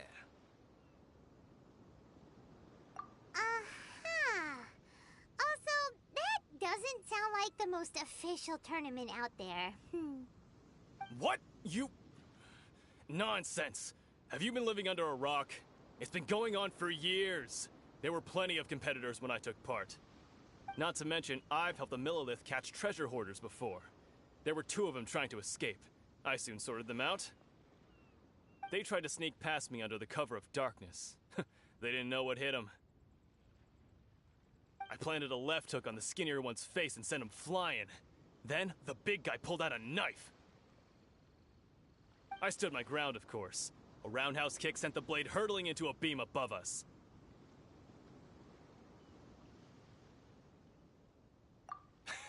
I told you. Unarmed, outnumbered 2 to 1, but I still got the upper hand. I'm not saying I came out completely unscathed, of course, but the fact remains that I did manage to subdue the both of them, and hand them over to the Millilith. I received quite the commendation. Oh yeah.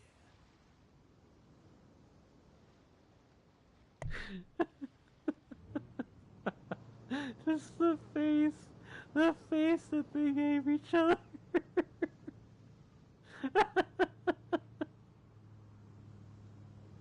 I fucking love it, dude. Oh my god. And then this guy. Oh yeah. This is gonna be a joke. I fucking love this. Holy shit. Oh, this is gonna be easy. I don't want to sound cocky, but god damn, dude. Oh my god.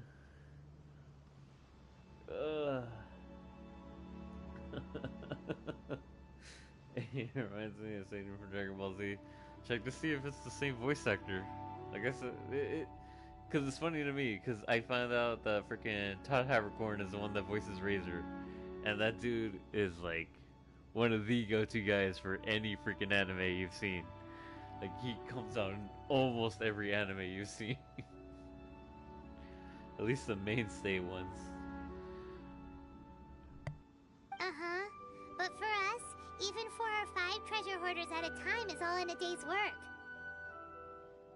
Jesus Christ, the plain dried delivery from Paimon. Just... Alright, we're gonna keep looking around. I'll see you in the arena, but I don't plan on losing to a pair of children anytime soon.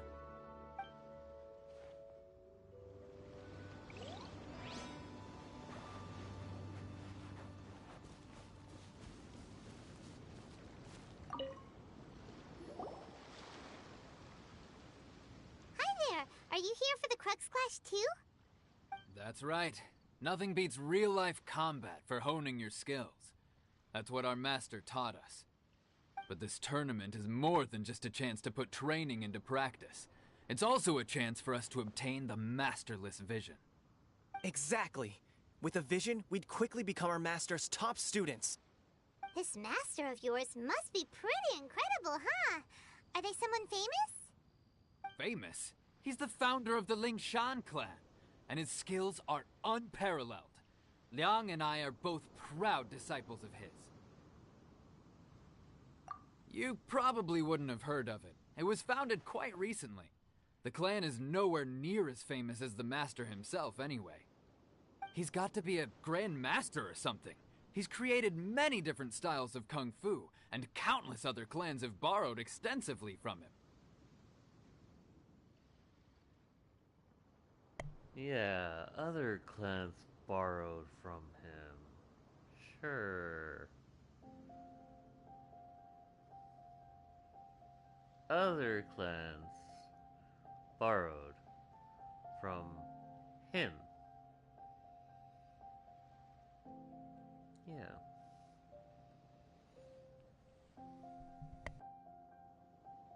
To the Ling Shan clan, he teaches a special technique known as force dispersal. Force dispersal? It's a type of breathing exercise where you can train yourself to harness the energy around you and neutralize attacks without moving an inch.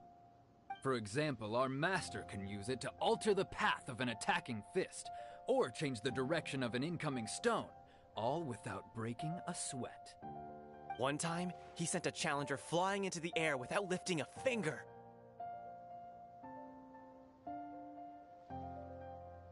That's gotta be someone with an animo. That's gotta be someone with an animo vision.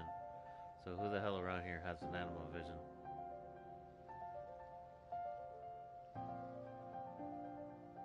It's that one dude, ain't it? It's that fucking detective dude, ain't it? No.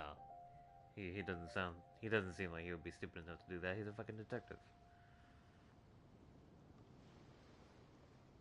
Venti? No.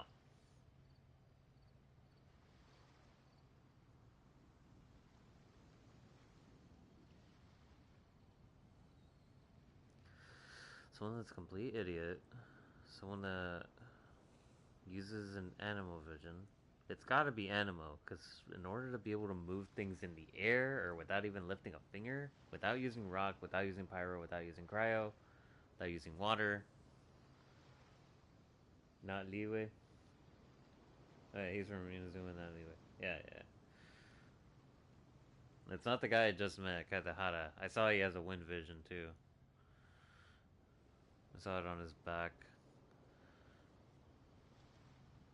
Where is it him?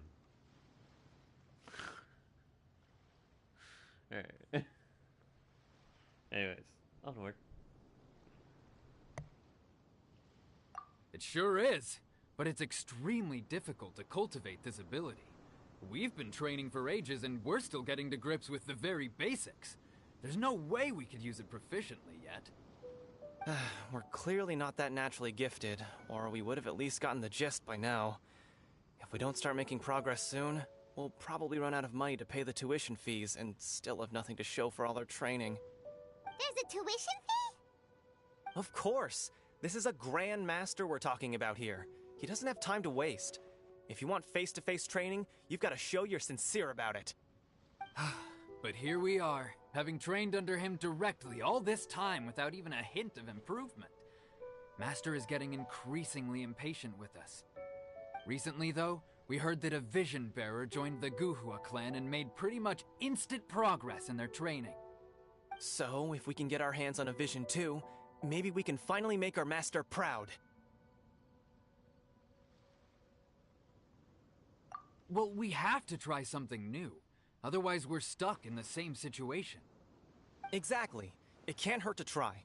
And if it turns out it does work, the Ling Shan clan will go down in history. Folks will come from far and wide. Heck, we could even become the dominant martial arts clan in all of Liyue. See you in the arena!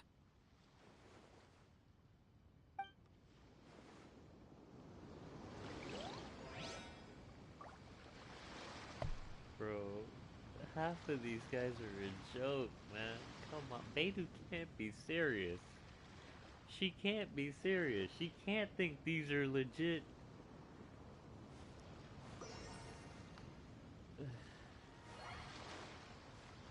This be someone with solo just start scamming people with it. Yeah, probably. Okay, well, who's capable of doing that?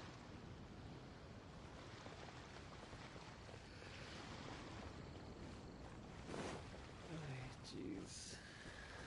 Oh boy. Oh, I don't field day with this one, aren't I? Anyways, this is actually based off of a martial art in real life. Oh, I'm surprised.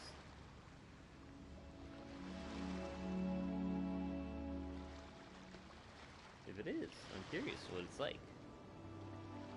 I'll look it up later. Anyways, I feel like I'm gonna have a field day with this guy. I don't know if for those that have seen freaking Naruto, I'm talking like the original. Because fuck, that was many years ago.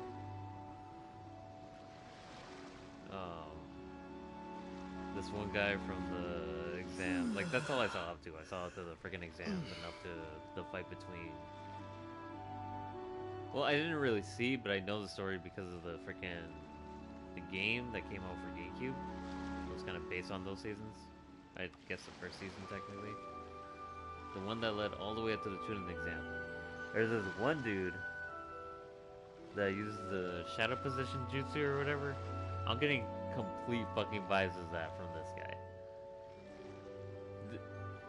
These are the vibes I'm getting off from this guy.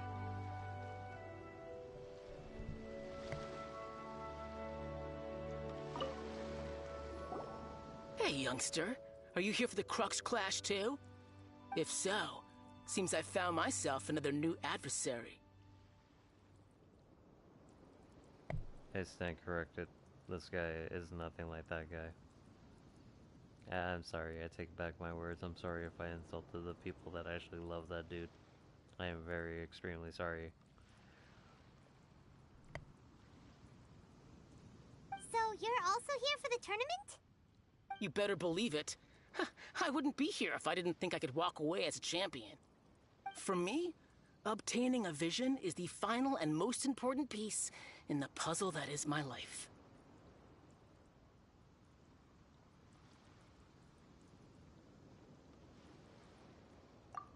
No. It's not about what I want to do. This is about who I want to be. I am looking to become a perfect person. I know how that sounds, but let me explain. I've lived a successful life so far, without any setbacks. I've passed every exam I've ever taken, enjoyed numerous successful business ventures, and seem to get on with just about everyone socially. In most people's eyes, I am already the very embodiment of the perfect person. Though, of course, I'd never let the praise get to my head. I know I haven't reached perfection yet, because there's one thing I'm still missing. A vision. You have so much self-confidence.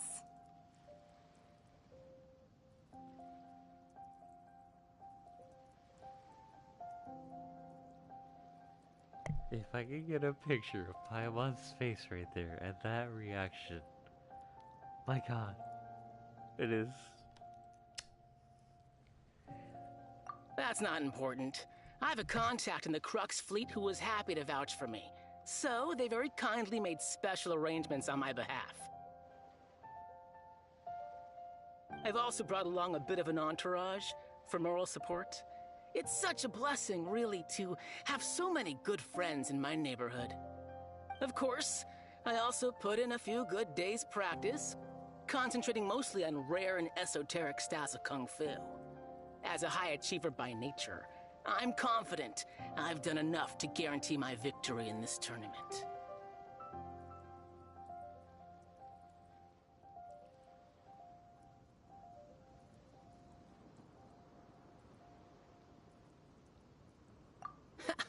I seem to have gained another fan. Don't let my aura overwhelm you, though. You'll need your wits about you today. Now then, if you don't mind, I need to finish my pre-competition routine. It's not too long now before you'll get to see me in action.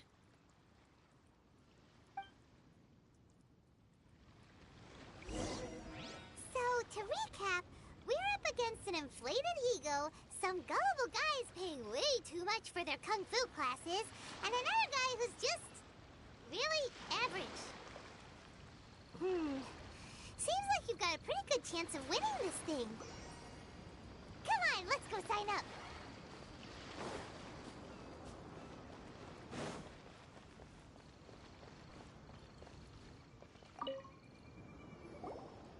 Chinxa Village arm wrestling champion, huh? Alright, you're signed up. Next, please. What's your name? Wait, aren't you? Oh, did I hear that right? Is it really them? Huh? Aren't they a vision bearer, though? Why are they trying to enter the clash? I have to ask, aren't you the traveler that helped Liyue fight off that ancient god? Oh, it's really him! The one that spoke with Lady Kuching at the rite of parting. Oh, I wonder if I can get his autograph later. I trust you are aware that, only those without visions can enter the tournament? Really? But from what I've heard, the things you're capable of in combat are nothing short of extraordinary. You walk into the most dangerous situations imaginable, face off against all sorts of monsters, even the Fatui, and always come out on top.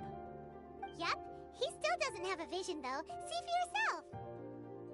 My apologies. I didn't mean to be rude. I'm sure a great hero like yourself would have no reason to lie. Now, could I ask you to provide a few claims to fame? It's just a formality for you, of course, but I have to make a record of competitors' achievements as part of the sign-up process. So far, I've got defeated the ancient god Osial, so that's one. Do you have any others? Yeah! Also, don't forget to mention that the previous battles include, but are not limited to, Storm Terror, Dvalin, and Fatui Harbinger Child. Whoa!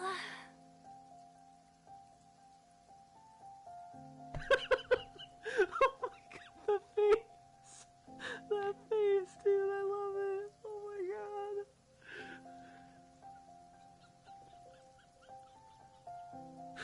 Oh fuck, dude, I'm crying!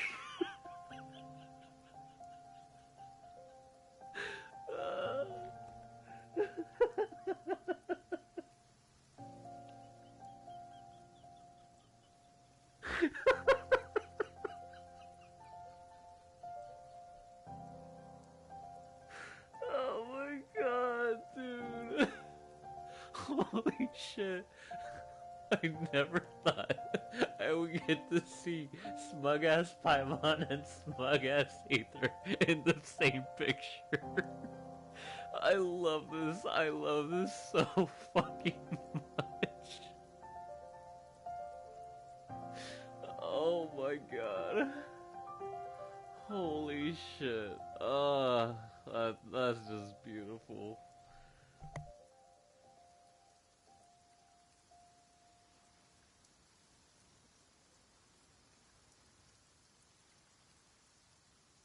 Might as well declare him the champion already. I wonder if it's too late to withdraw.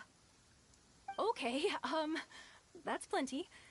Actually, this is the most dazzling track record I've ever seen. By a long shot. Right, your registration is complete. Now, a brief word about the prize. A great hero such as yourself can surely only be here for one thing. To win the tournament and claim the grand prize, namely, a vision. Oh, we're not here for that. We're here because Captain Beidou promised to take us to Inazuma if we win the tournament. There's another prize, too? Oh, first I've heard of it. Beidou must have upped the stakes this time to attract top talent. But why would anyone want to go somewhere as dangerous as Inazuma? I see. So, I take it you discussed your terms with Beidou in advance, then? Well, nobody expected you to sign up to a tournament like this. I can hardly believe it myself, to be honest. Anyway, the qualifying rounds are about to begin. I'll leave you to your preparation. Hey, so Paimon's thinking about that whole no vision bearers rule in this tournament. Even though you don't have a vision, most people in Teyvat think that you can't manipulate the elements without one. So Paimon thinks you probably shouldn't use your elemental abilities during the tournament. You know, just to avoid any misunderstandings. In any case, looking at the competition, it should still be pretty easy for you to win, Even without using any elements, right? Alright, it's showtime! You got this! You seem like you're raring to go. Are you ready to compete? Good. Then please follow me into the arena.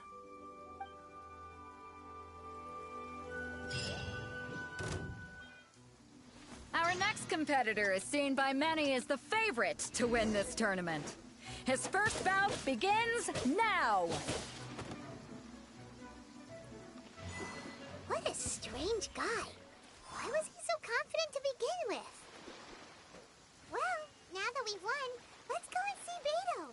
She'll probably have something to say to us.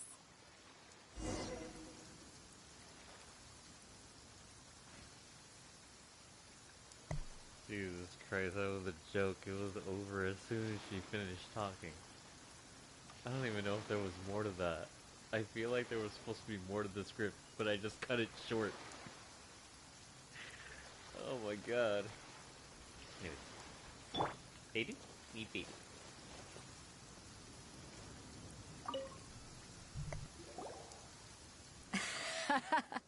I knew I wouldn't regret introducing you as the favorite. So, what do you think, Kazuha? He totally dominated that guy and did it with style, too. Impressive. But I also observed our favorite exercise some restraint, as if to protect the opponent from serious harm. Well, I've fought my fair share of battles, both big and small. And I say, after the show he put on just now, he's more than convinced me of his ability. I like how he says forced restraint. Trust me, I did not. Trust me, I did not. I actually wanted to get that over with as fast as possible. So, come on. We all know you've got a wide vocabulary in there. Can't you spare a word or two to congratulate our up-and-coming champion? All right. Let me think how to aptly phrase these words of praise. You fought well. All right then. I was thinking your inner poet might want to join in the fun, but I guess I shouldn't put you on the spot like that.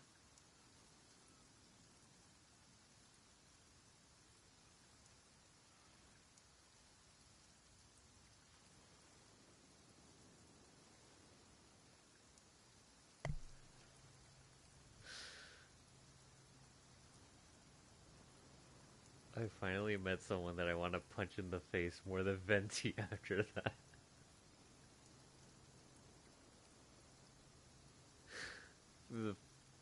That fucking smug aura mocks me.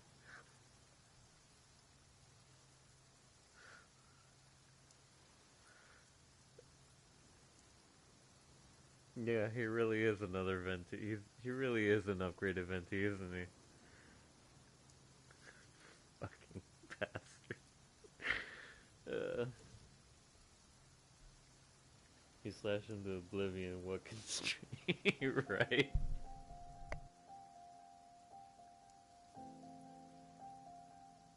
You know, a lot of competitors came to me saying how surprised they were that Liyue's hero was entering the tournament. And since you signed up, we've had many others do the same, with more than a few top-tier fighters among them. I'm sure lots of them are here to find out how they stack up against you. Well, since everyone sees you as the one to beat, I figure I should start treating you that way too. For one thing, we don't want you wasting all your energy in the early rounds fighting people who are well below your level. Not to mention, you must be itching to fight someone in your league too, right? So, I'm putting you straight through to the semifinals. Huh? But we only just started the qualifiers. Seems like a crazy system if we just skip straight to the semifinals. This is how Captain Beto works. You won't persuade her otherwise. Besides, at your level, you would have made it to the semifinals anyway. To be fair, Paimon was thinking that too. Alright, I'm gonna watch some more of the tournament. If there's any potential contenders for you out there, I want to know who they are and what they're about.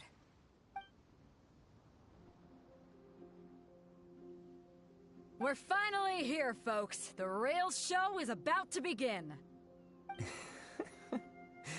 The captain seems to have high hopes for this tournament. I have not seen her so excited in quite some time. Your opponent has fought many rounds to get to the semifinals. This makes him a seasoned warrior. You may well be stronger than him, but this should not give you cause to lower your guard.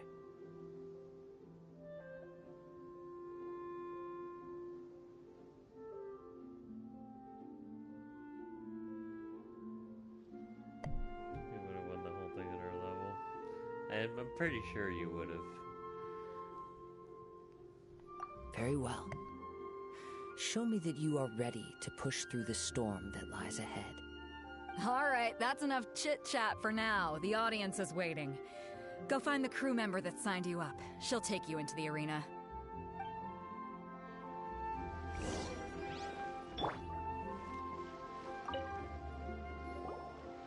Your opponent in the semifinals is new to the Crux Clash, but he has quickly become the dark horse of the tournament.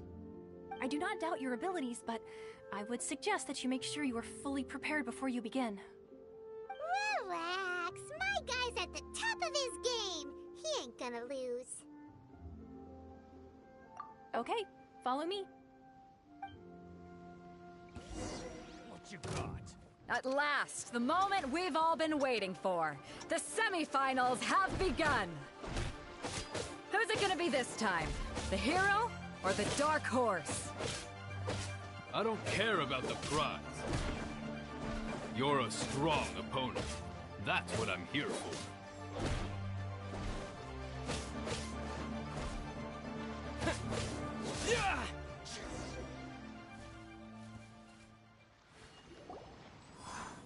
I'm sweating all over. It's a good feeling. Congratulations. I was beaten by the best. I need to train harder. Right! For a moment there, Paimon was a little worried.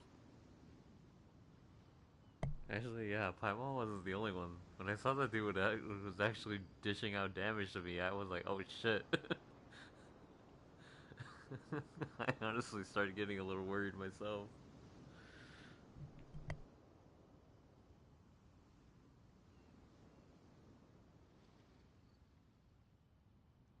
If you had a vision, you'd definitely be one of the strongest around. I wanted a vision once, when I was a kid. People said that if you're strong enough, you'll have your chance to get one. But mine never came. I lost interest eventually. You can't depend on a vision like you can your own body. I've fought and won against vision bearers before. The power they have was given to them by the gods. I don't envy it. Huh? You mean you didn't sign up to try and get your hands on that masterless vision? No, I didn't. I only wanted to pit myself against other fighters and see who was the strongest. Only in defeat can you understand your weaknesses and learn from them. So I'm pleased with today's outcome. I don't often have the pleasure of experiencing defeat. Wow! Now that's true strength talking. If you have the chance in the future, please come and spar with me again. I will be stronger next time. I like this guy. I like him a lot. Rangshi. I'm remembering that name. I like this guy.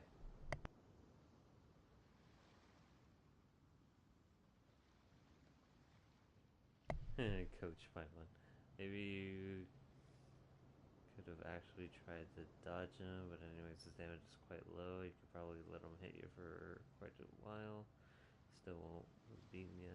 I mean, considering I haven't really boosted Aether's stuff, the thing I have focused on is Elemental Mastery because of the Geo. That's what I have him boosted on. His attack and his defense aren't really that high, let alone his HP. So, he's really pretty much my most average fighter, minus the Elemental Mastery. The only advantage he has is the sword that was made for him, the Dissension sword. Well, at least made for him for PS4. for PlayStation. Because it still trips me out that you can only get it on PlayStation. You can't get it for mobile, you can't get it for PC. But I'm pretty sure they have their exclusives too. Geo doesn't use Elemental Mastery. Not exactly Geo, but the shield that you get from it does. Depending on your Elemental Mastery, yeah, that's what it boosts. The shield strength. Can't react with any element except my shield. Yeah, that's right. Elemental Mastery, what that affects when you play as Geo is the shield strength.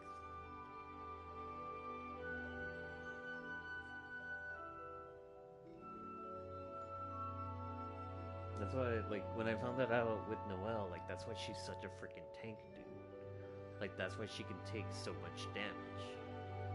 You boost the defense, and then on top of that, with the freaking Geo stuff, if you boost her Elemental Mastery along with that, she's almost damn near untouchable. Almost.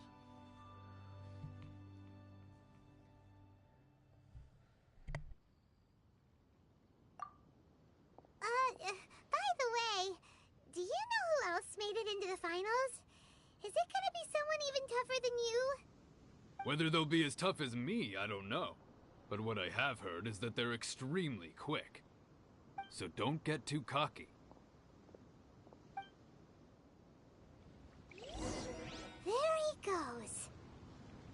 Maybe we should ask around, see what we can find out about our opponent in the final round. Paimon thinks we might need to up our game a little.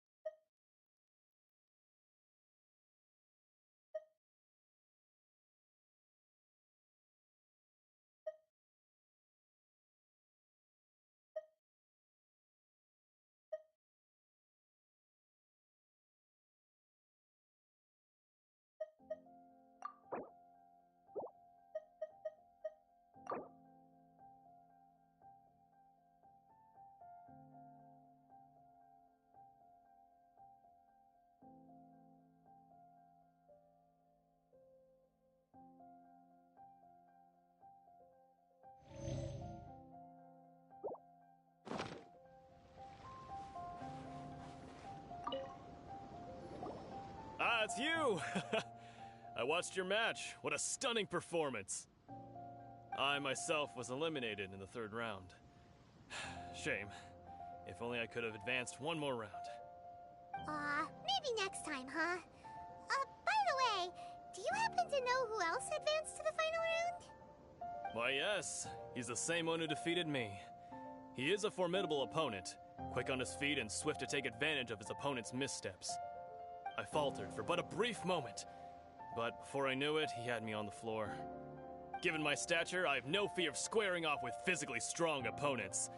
But faced with a nimble, agile opponent such as him, I found myself completely out of my league. Still, I'm sure he'll be no match for you.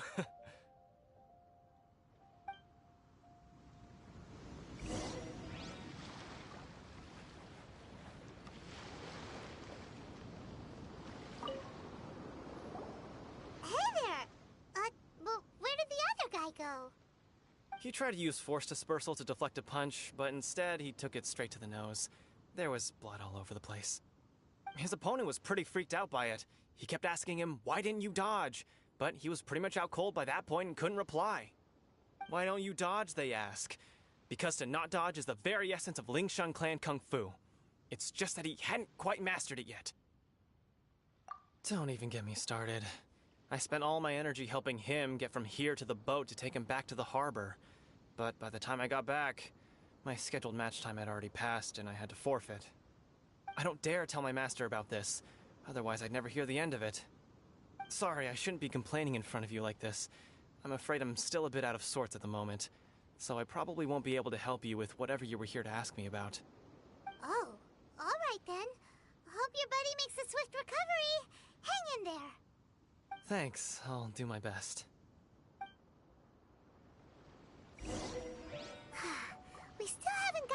useful information yet. Maybe we can go talk to Beto. Surely she's gotta know something.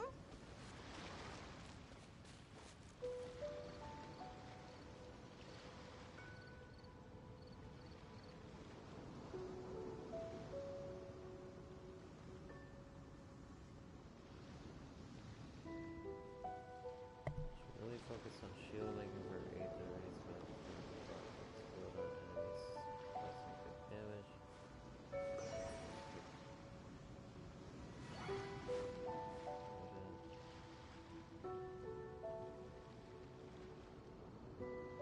Huh? You confused me.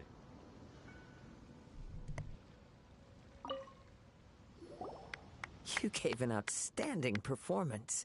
Truly commendable. I could sense that you're not familiar with bouts of this kind, and it could have cost you the match. But you were quick to adapt, and managed to claim victory over your opponent. That is a most invaluable skill. In fact, I discerned this not from what I saw, but what I heard. The ground beneath your feet, and the pattern of your breathing. But it is nothing remarkable, for I discerned nothing more than Captain Beto did. He's right. But in my case, I was purely relying on previous experience. I guess not using your elemental powers must be quite new for you, huh? We wanted to ask about who our opponent will be in the final round. Do you think they'll be stronger than the one we faced in the semifinals? Not exactly. Contenders that reach the finals aren't necessarily stronger. They tend to have something unique about their style. As for the guy you'll be facing, his skill lies in his speed, and he has superior form. It's also obvious that he's seen his fair share of battles. What's the matter? Worried that you've bitten off more than you can chew this time? If that is the case, then I have a proposal for you. Let's go somewhere a little quieter, shall we? I haven't properly introduced myself yet.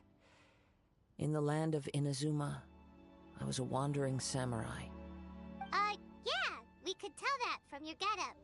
But at the same time, when you talk, you don't really sound like someone who's used to waving a sword around. It is true that I am versed both in literary and martial traditions. But on the straggling path of a wandering samurai, is there harm in acquiring a surplus skill? I do not mean to flaunt my martial prowess, but I myself have witnessed reputable fighters hailing from across the lands. I do possess some knowledge regarding your opponent's particular skill set. Given your talents, a few hints from me will be all that's necessary to bring your opponent down. Hang on. Don't you think you're bending the rules a bit there? Gathering intelligence is an essential part of any duel. You must know your enemy. Besides, our favorite here has fought many battles on their journey from Mondstadt. Such impressive feats require more than just bravery alone. You betcha! Wait a second. We never told you that we've been to Mondstadt. Does one not leave a trail when traveling through the wild? In return, nature also leaves its traces upon you. However, there is only so much that can be discerned from these traces. I sense that many things about you elude me still. These are the things I am curious to know about. Come with me. Some post-match entertainment is in order.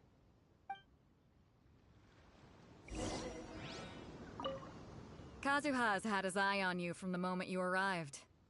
If you've got anything to ask him, this'll be your chance.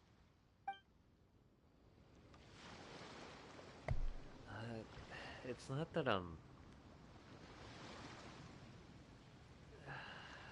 it's not that I'm suspicious of him, it's that... Okay, yeah, I guess that's the best way to put it. I'm kind of suspicious. I'm not getting bad guy vibes off of him, but...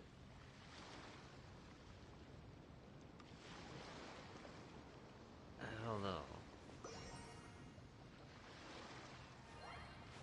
I just... I can't put my finger on it. There's something about him.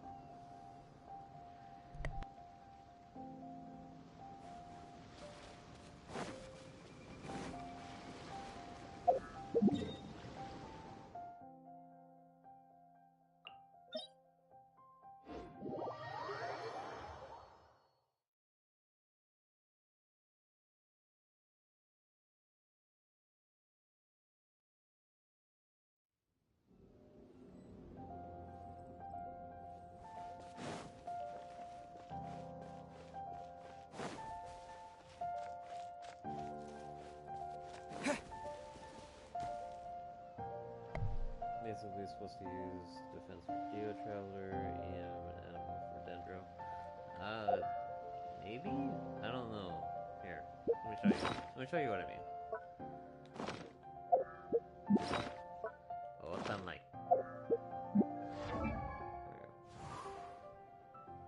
Huh, I go put me back. Oh shit, I put me back on wind. When the fuck did I go back to wind? Okay.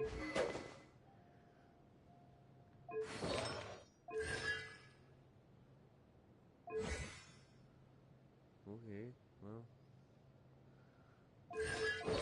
Anyways, but yeah. So as it says right here, reduces damage dealt by vaporized melt by 39.2%. Increases damage dealt by overloaded superconductor, electric flaming, shadow soul, bloom, hazel bloom, and virgin by 164.8%. Increases the damage bonus provided by aggravating spread by 80.3. Increases the damage absorption power of shields created through crystallized by 62.6.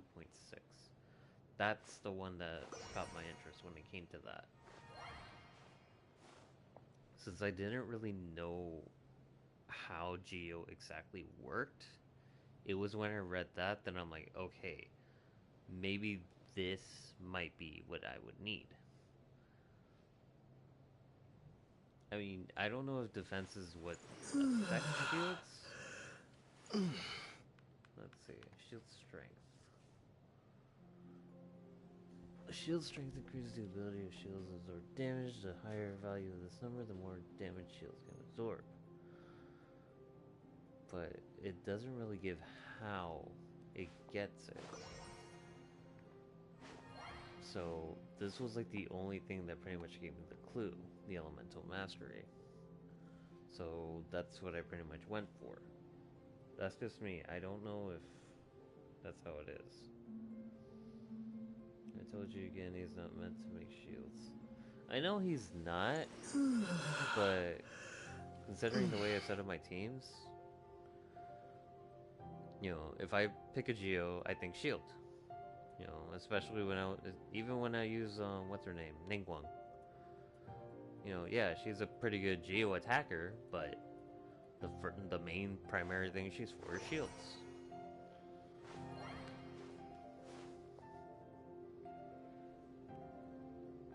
That's just me. I know everyone like has their way, and I know you freaking played this game for fucking years, and you have way more experience than I do. But it's like when I play Pokemon. Like, to be honest, this is my playstyle when it comes to Pokemon, and people will find it a little orthodox. But other than focusing on their stats and you know what they would excel at, like example, if I had what do you call it? Okay, one of my few favorite Pokemon, Gastrodon, from when I played Gen 4. Yes, it's a grass water type, or grass water. Okay, it's a ground water type, and you know you would give it, since it has highest special attack and special defense, very low speed. It's gonna pretty much it's always gonna attack second. But if you tank that thing enough, chances are it can survive a lot. Not just giving it special water abilities like Surf or Water Gun, stuff that isn't physical, you know. And then something like Mud Slap or something. I don't think Earthquake was special. I think that was a physical. But stuff like that. But then I would do this. And this is something that even my brother kind of hated, but he kind of saw why I did. I would teach it a move that you wouldn't think it would have. I taught it something like Ice Beam or Blizzard, something that would counteract its weakness.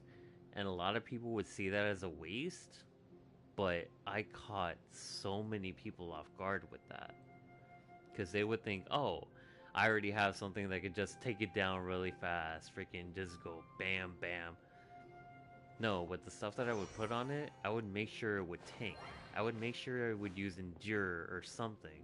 Or have this one, I forgot which item it was, but it makes it to where your your Pokemon actually has a higher chance of surviving one hit or whatever.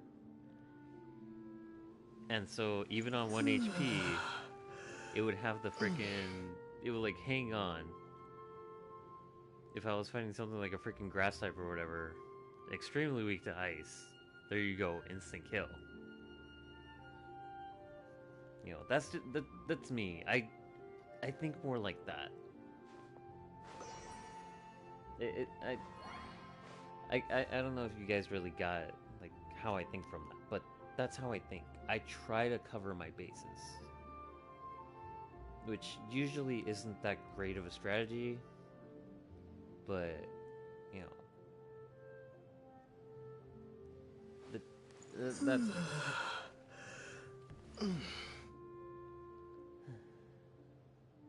You want shield, use Noelle, and even then her shield builds up with defense.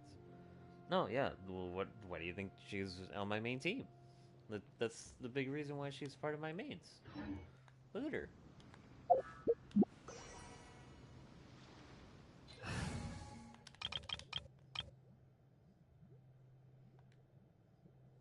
You know, there's a reason why these are my mains. And as you can tell, there's a reason why I chose these as my mains.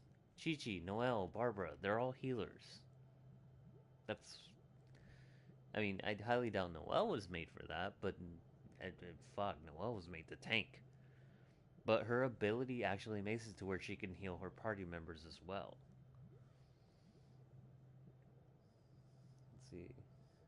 When you're fighting players, you're fighting NPCs is the best way against NPC. No, I know. But the same thing kind of applied in Pokemon as well. Like, especially when you have to freaking challenge the Elite Four one after the other, and then champion Cynthia. There's no rest in between. Well, there is rest in between, but like, you have to do it all in one go. You can't have your Pokemon faint. At least all your Pokemon faint. There's no running back to the Pokemon Center to auto heal. You literally have to prepare straight for 4-5 battles in a row.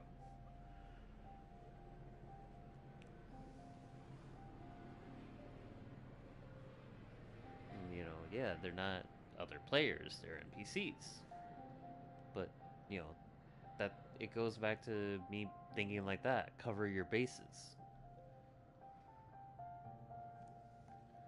See, even if you appear to like a beta, like shield reactions, random damage strikes, already at 200. Already has 400. I'm sorry. Already has 400 DM as an ability. It has. Okay, but sadly I don't have that character. Yeah. You want to look at my Noelle? You want to judge it? Go ahead. Here you go. But I know she's a tank. I literally built her as a tank. She's literally there to absorb damage. I feel bad doing that, but yeah. What I need to focus on would be her cooldown if I want to be able to use the sword more often. Cooldown and energy recharge. Know that for a fact.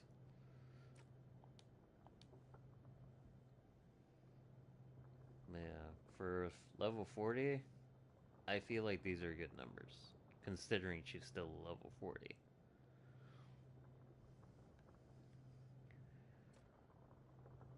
Now, if I were to freaking boost her more, which I need to collect more of these things, and these.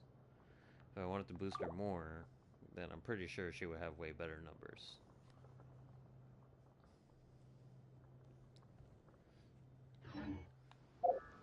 One, two, breathe. On the other hand, this girl right here, this little one, I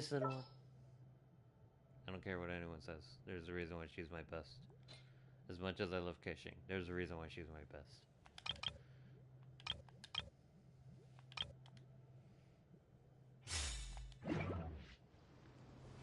Okay.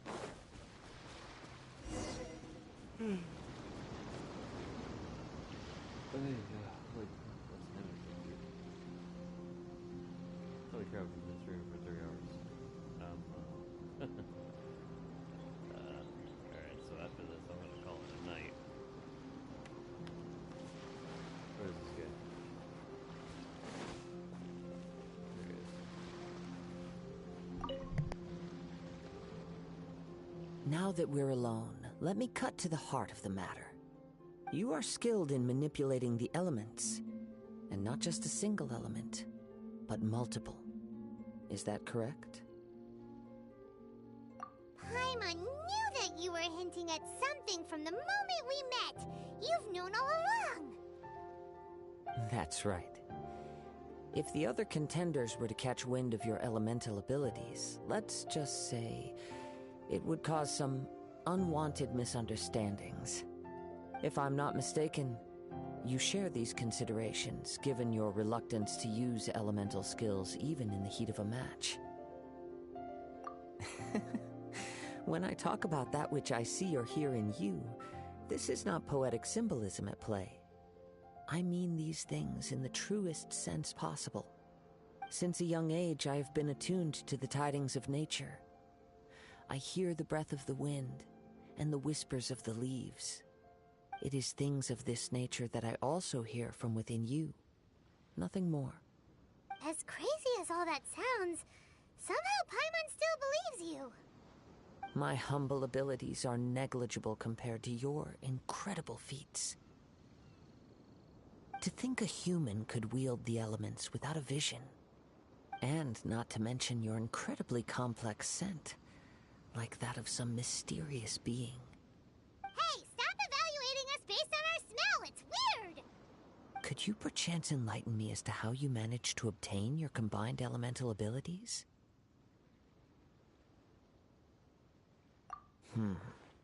Extraordinary. So then, might I be so bold as to inquire how exactly it is that you learn to channel elemental energy and even wield it in combat? Aw, it's nothing really. Paimon just told him whatever came to mind. It's been a long journey, and many things have happened along the way. Somehow, he just naturally learned to use the elements through it all. Honestly, even Paimon doesn't understand how it all works. Perhaps such unfathomable things are the essence of the gods and the visions they grant. However, I still wish to have the honor of seeing how you wield the elements. Perhaps it may yet reveal something to me. Of course, I too shall share with you all that I've learned. That will make it a fair exchange. Now then, let's test your skills, shall we?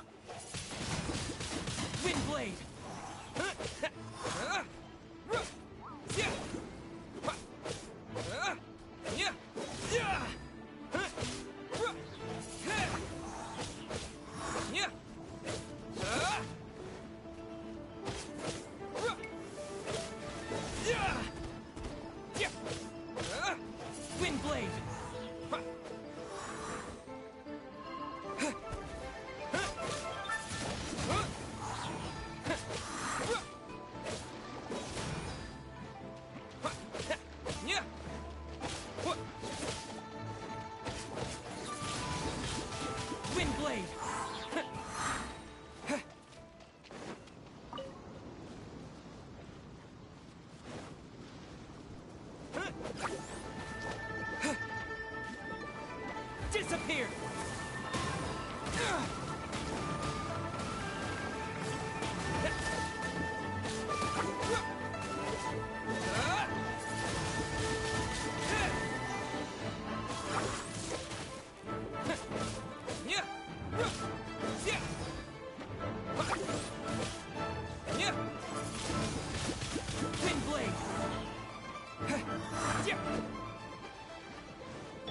Wheel of Life.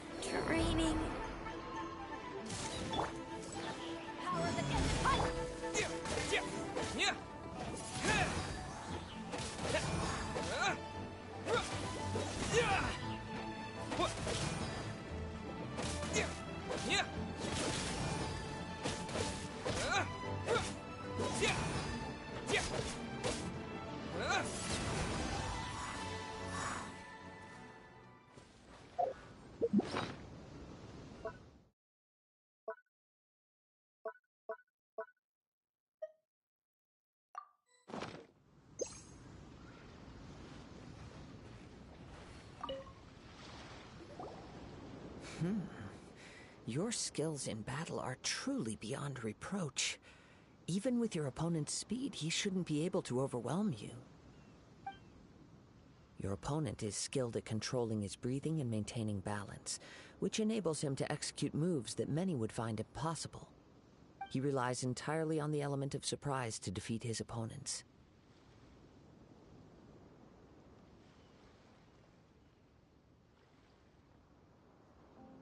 Am I fighting Tanjiro? That's what he's making it seem like. In other words, as long as you remain mindful of his ability to detect weak points, then his attacks should pose no threat to you. Please, save your thanks. If anything, I should be thanking you for the opportunity to witness your command of the elements that defies all known principles. The world is a truly mysterious place, it seems, and one will always encounter that which is still unknown.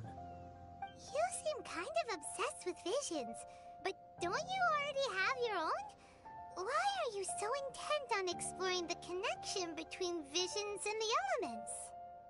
I desire to know what meaning visions have to the gods, and what influences the gods' decision to grant humans these visions. My apologies. You must be completely in the dark regarding such matters.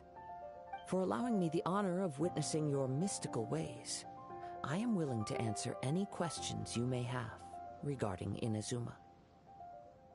So that's what you're curious about? Then allow me to tell you more.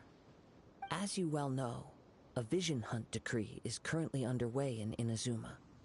Visions are a gift bestowed by the divine.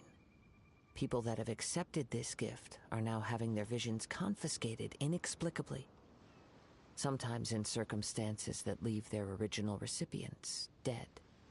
In the outset, supposing each of the 7 archons had their criteria for granting visions to living beings, then does the current Electro-Archon now doubt these criteria, or even the act in and of itself? Not to mention, with no new Electro-Visions having been granted for such a long time, it would seem that we can infer something of the Raiden Shogun's feelings on the matter. She sounds less like an Archon and more like a tyrant. As far as I know, she is an Archon that pursues eternity. She will relentlessly carry out her will with no regard to what others may think or feel. Liyue's contracts are meant to benefit all who reside within Liyue. But what does Inazuma's pursuit of eternity bring to its people? It goes without saying that the people locked within Inazuma do not fare well these days.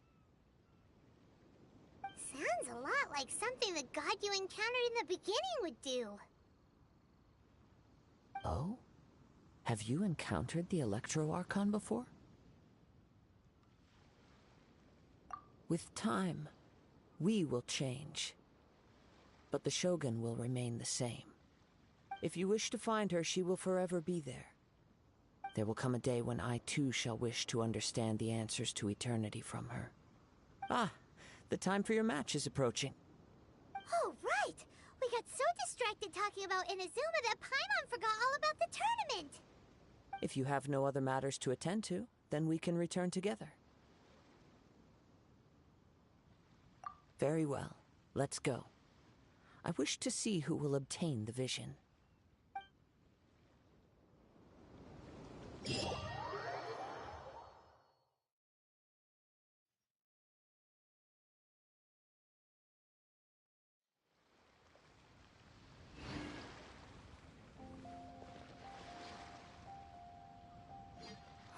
Why isn't he here yet?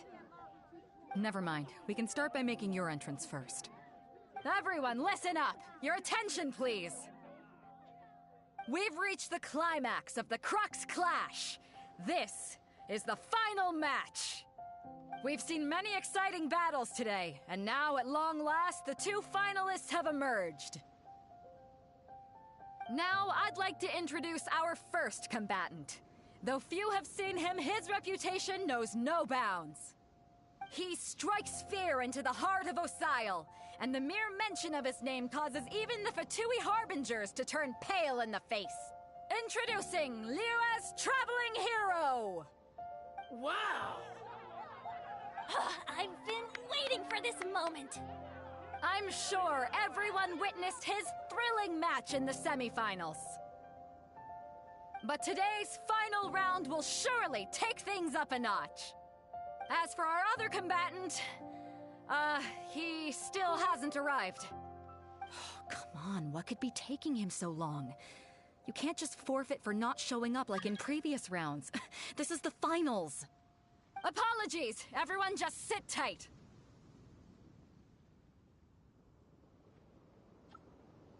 We've got no other choice. If he doesn't show up, we'll just have to postpone the match. Wait a moment. Something doesn't seem right about this. Captain Beto, perhaps we should check on the prize. Traveler, come with us.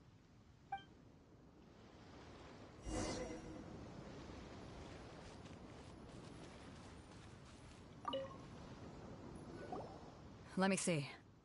It's gone all right. The vision is missing. Huh? Did somebody steal it? Who would dare do such a thing in broad daylight? We don't know when it was taken exactly. I never thought that someone here would have the guts to cross Captain Beto. No need to worry. Even the craftiest sleight of hand does not escape nature's watchful gaze. The culprit has only acted recently. They will not have gotten far.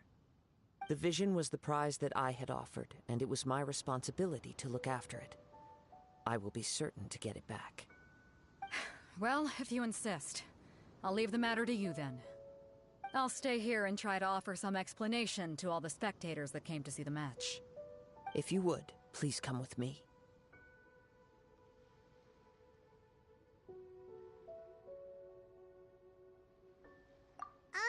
But we're on an island.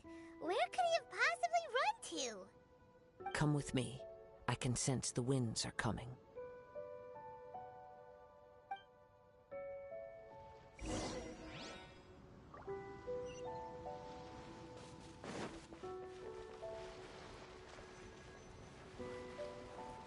Huh? A wind current? The winds have come at an opportune moment. Let's seize this chance. Ride the winds upward. From there, we can continue our search for clues.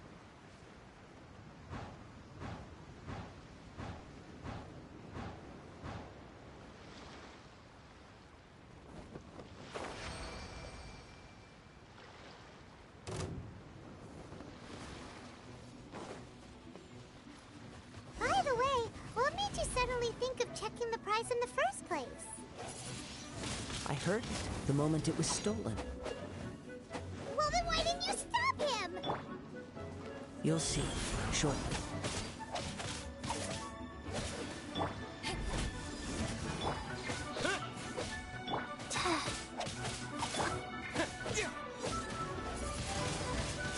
Windblade! Orders given. Orders received.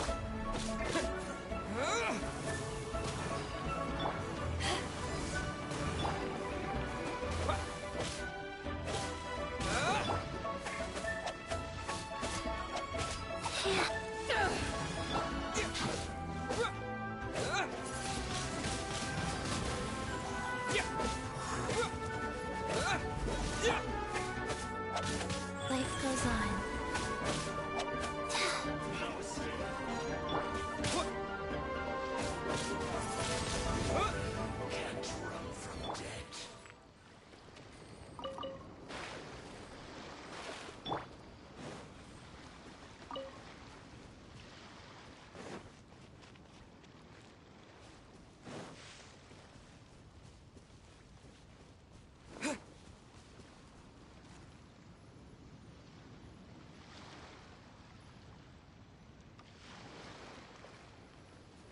The winds are guiding us forward. The culprit is on the opposite shore now. You can hear that too?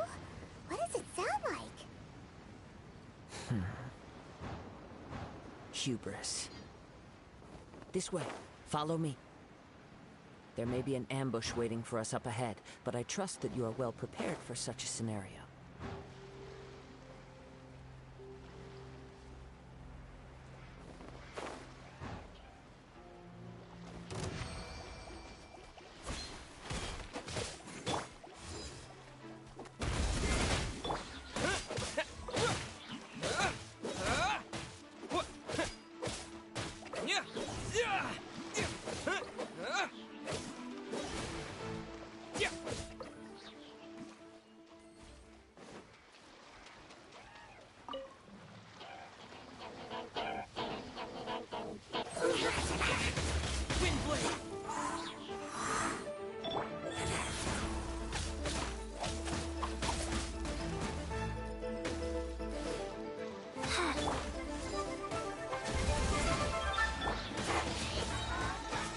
Disappear! Yeah.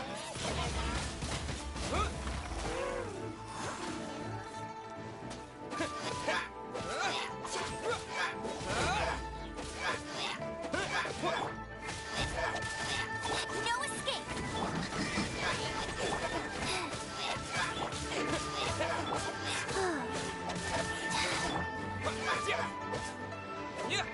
Fast.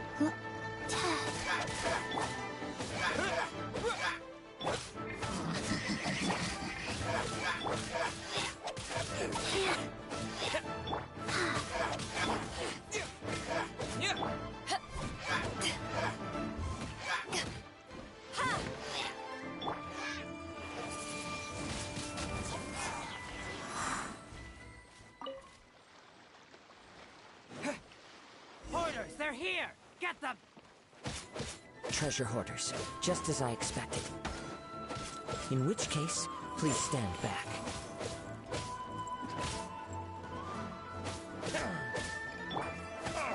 Wheel of Life. That was...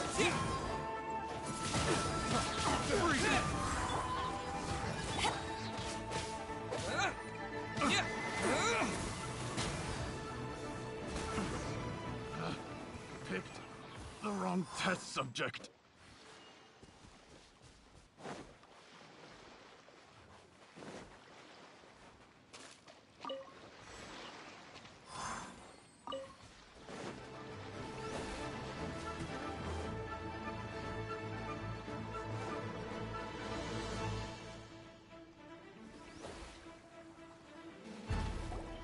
You caught up with me? How is that possible? I had even prepared a boat to ensure a quick getaway, and still you caught up to me! No boat could ever match the speed of the wind. The wind? What are you talking about? Oh, I get it. Your vision. Drat! If I only had a vision! Or, if I could activate this one, then you'd never be able to catch me! This has nothing to do with visions. You may be skilled at vanishing from a crowd, but it seems you know precious little about how to conceal yourself from nature's gaze. Additionally, your chosen escape route was flawed for reasons that are too numerous to go into, and on top of that, I could hear your boasting and proud laughter in the wind as I was pursuing you. In other words, you failed to meet any of the basic criteria for a grand heist. Namely speed, stealth, and style. You...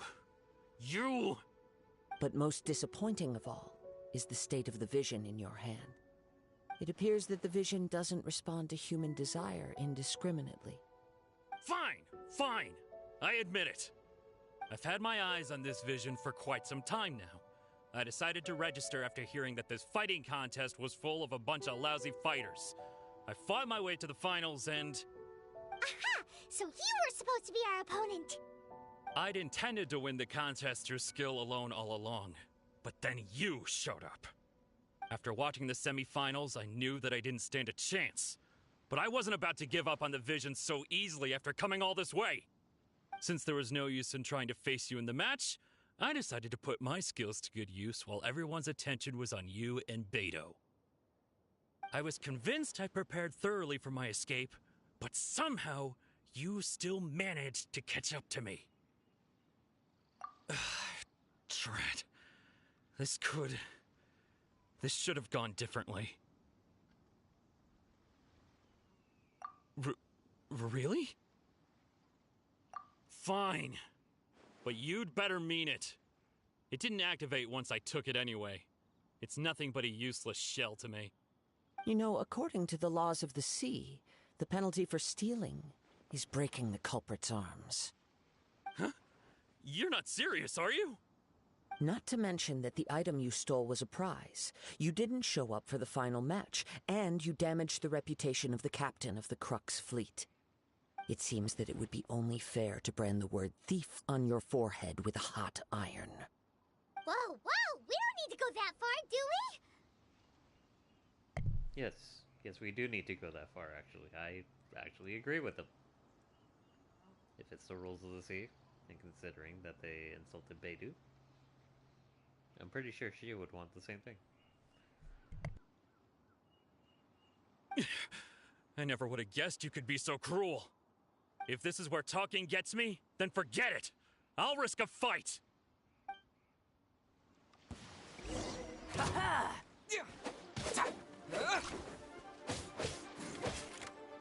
To ashes!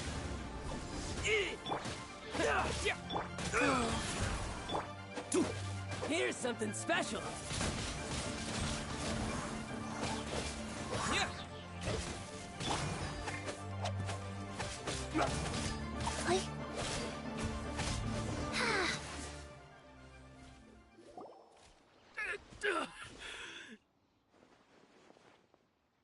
No, no. Do what you want, but please, don't brand my forehead, please! He has persevered to the bitter end, and now death looms near. Yet still the gods do not bestow their favor upon him. Put down the vision and leave. I've changed my mind. No further punishment for you. Huh? What's wrong? Are you asking for more punishment? It's up to you. Such willingness is commendable, and fits the way of the samurai. No need for that. Thank you for releasing me. You truly are generous. Huh? Paimon doesn't get it. Were you just trying to scare him? I take no pleasure in frightening others. I was just testing all possibilities while the vision remained in his hands. When people are forced into a corner, that is when their greatest strength will appear. I thought it may be an opportunity for him to awaken the vision. But unfortunately, nothing happened. Yes, I wanted to know whether it were possible for an extinguished vision to be reawakened. From the moment he stole the vision, I decided to use him for this experiment. I've tried many other methods in the past, though few tales tell of a masterless vision reawakening. After seeing you command multiple elements, I figured that nothing is impossible. Come, why don't you give it a try? Let's see if you can give me the answer I'm hoping for. The vision didn't seem to respond at all. I see. So you are also unable to rekindle the vision. No matter. This was expected. I suppose this vision is still mine to take for now. Yeah, what's the story behind this vision anyway? The story begins with an old friend.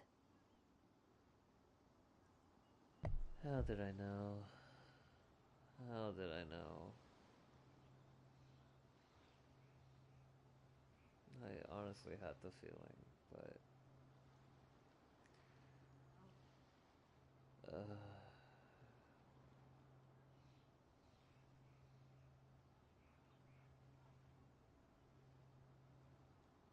This is gonna make me feel bad for the guy.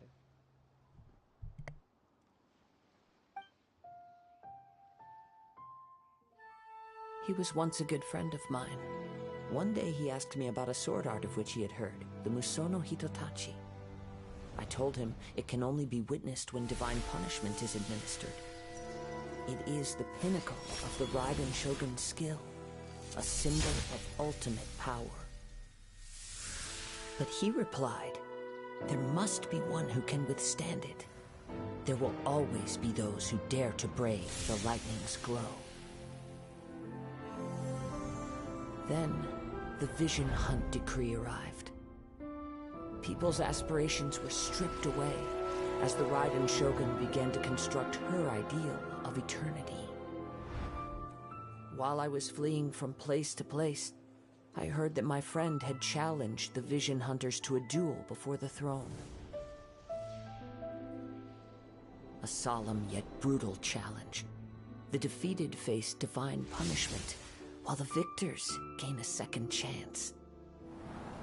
Perhaps he thought he of all people should make a stand. Coming face to face with the Musono Hitotachi was all that he truly desired, after all. When I arrived at Tenshukaku, the duel was over. I heard his sentence of divine punishment, his severed blade hitting the ground. Perhaps that was the glory he had yearned to witness. In his last moments, what expression was on his face? Before I knew it, I had stepped forward and snatched the dying vision and was running from the scene. All I knew was that I mustn't let his hope, which burned so brightly, become buried among the ice-cold statue of a god.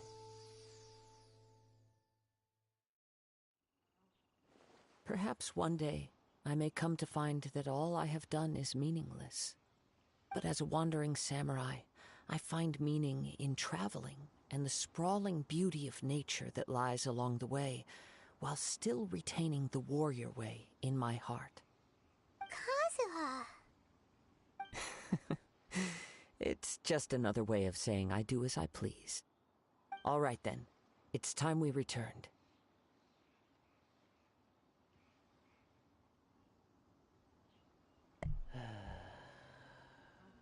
Yeah, that hit. Stories like that, man, they hit. They really do.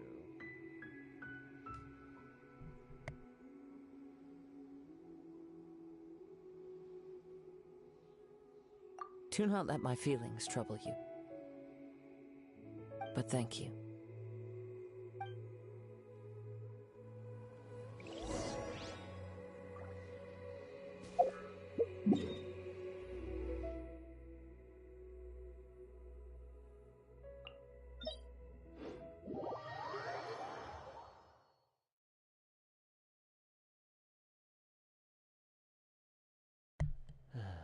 That really did hit, dude. I do feel bad for him.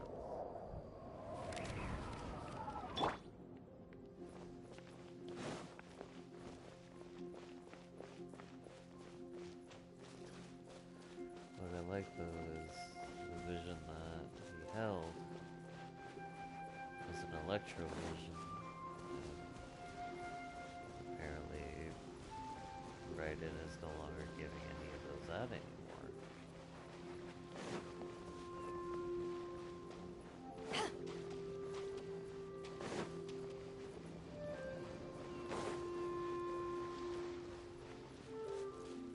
Okay, I don't know what her real name is. Is it actually Raiden? Is it Raiden Shogun? What's her actual name? Kinda used to calling her Raiden now.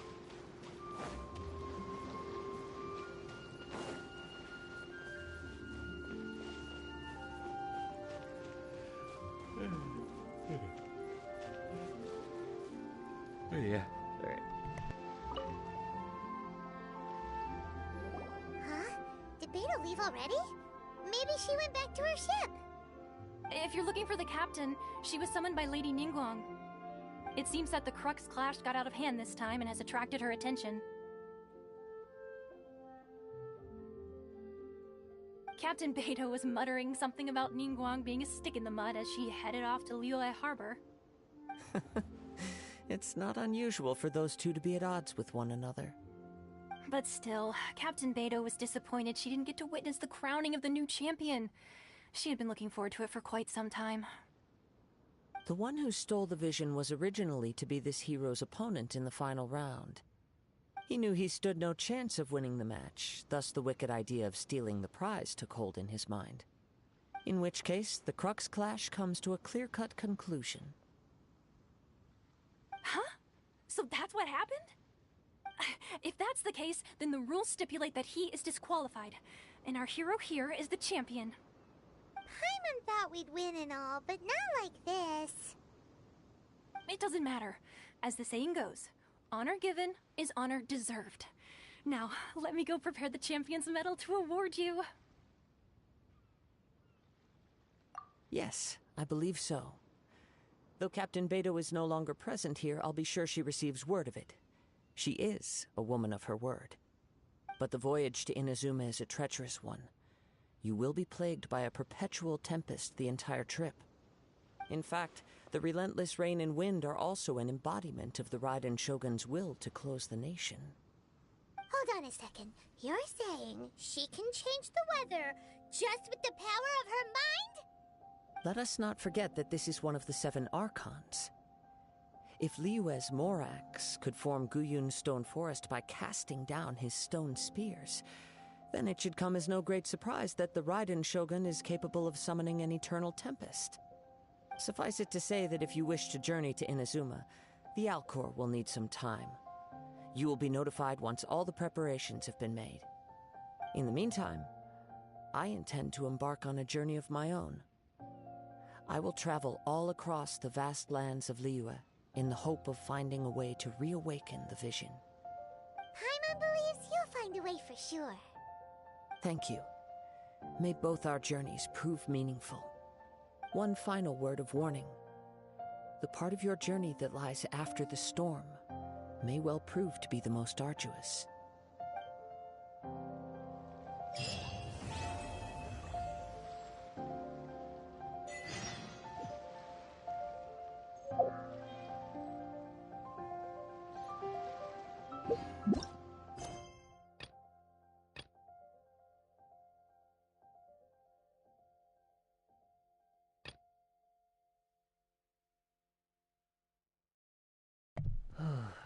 Alright, well,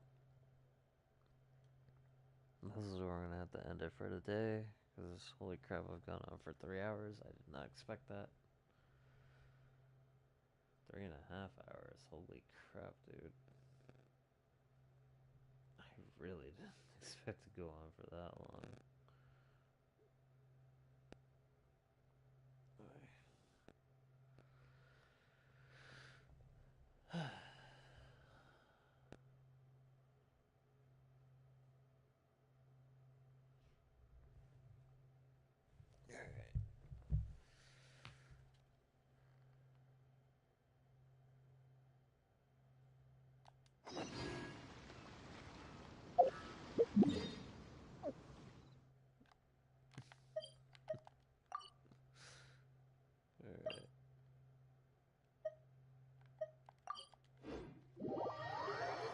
Teleport to here, and I guess that's where we'll leave the cliffhanger. Or should I just open up Inazuma already?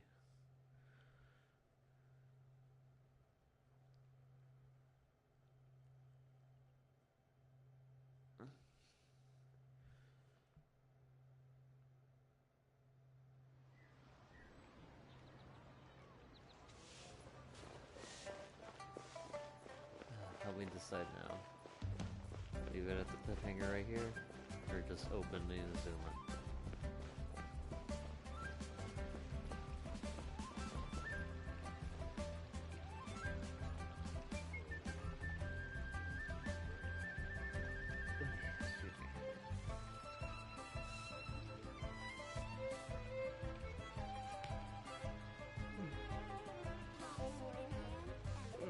Okay, yeah, I'm way too sleepy.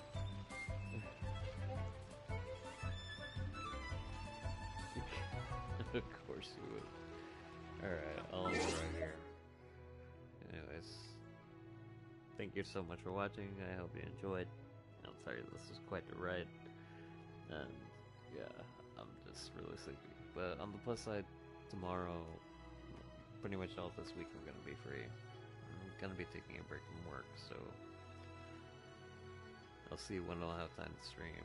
Considering I also may have family visiting from, you know, from out of state and stuff.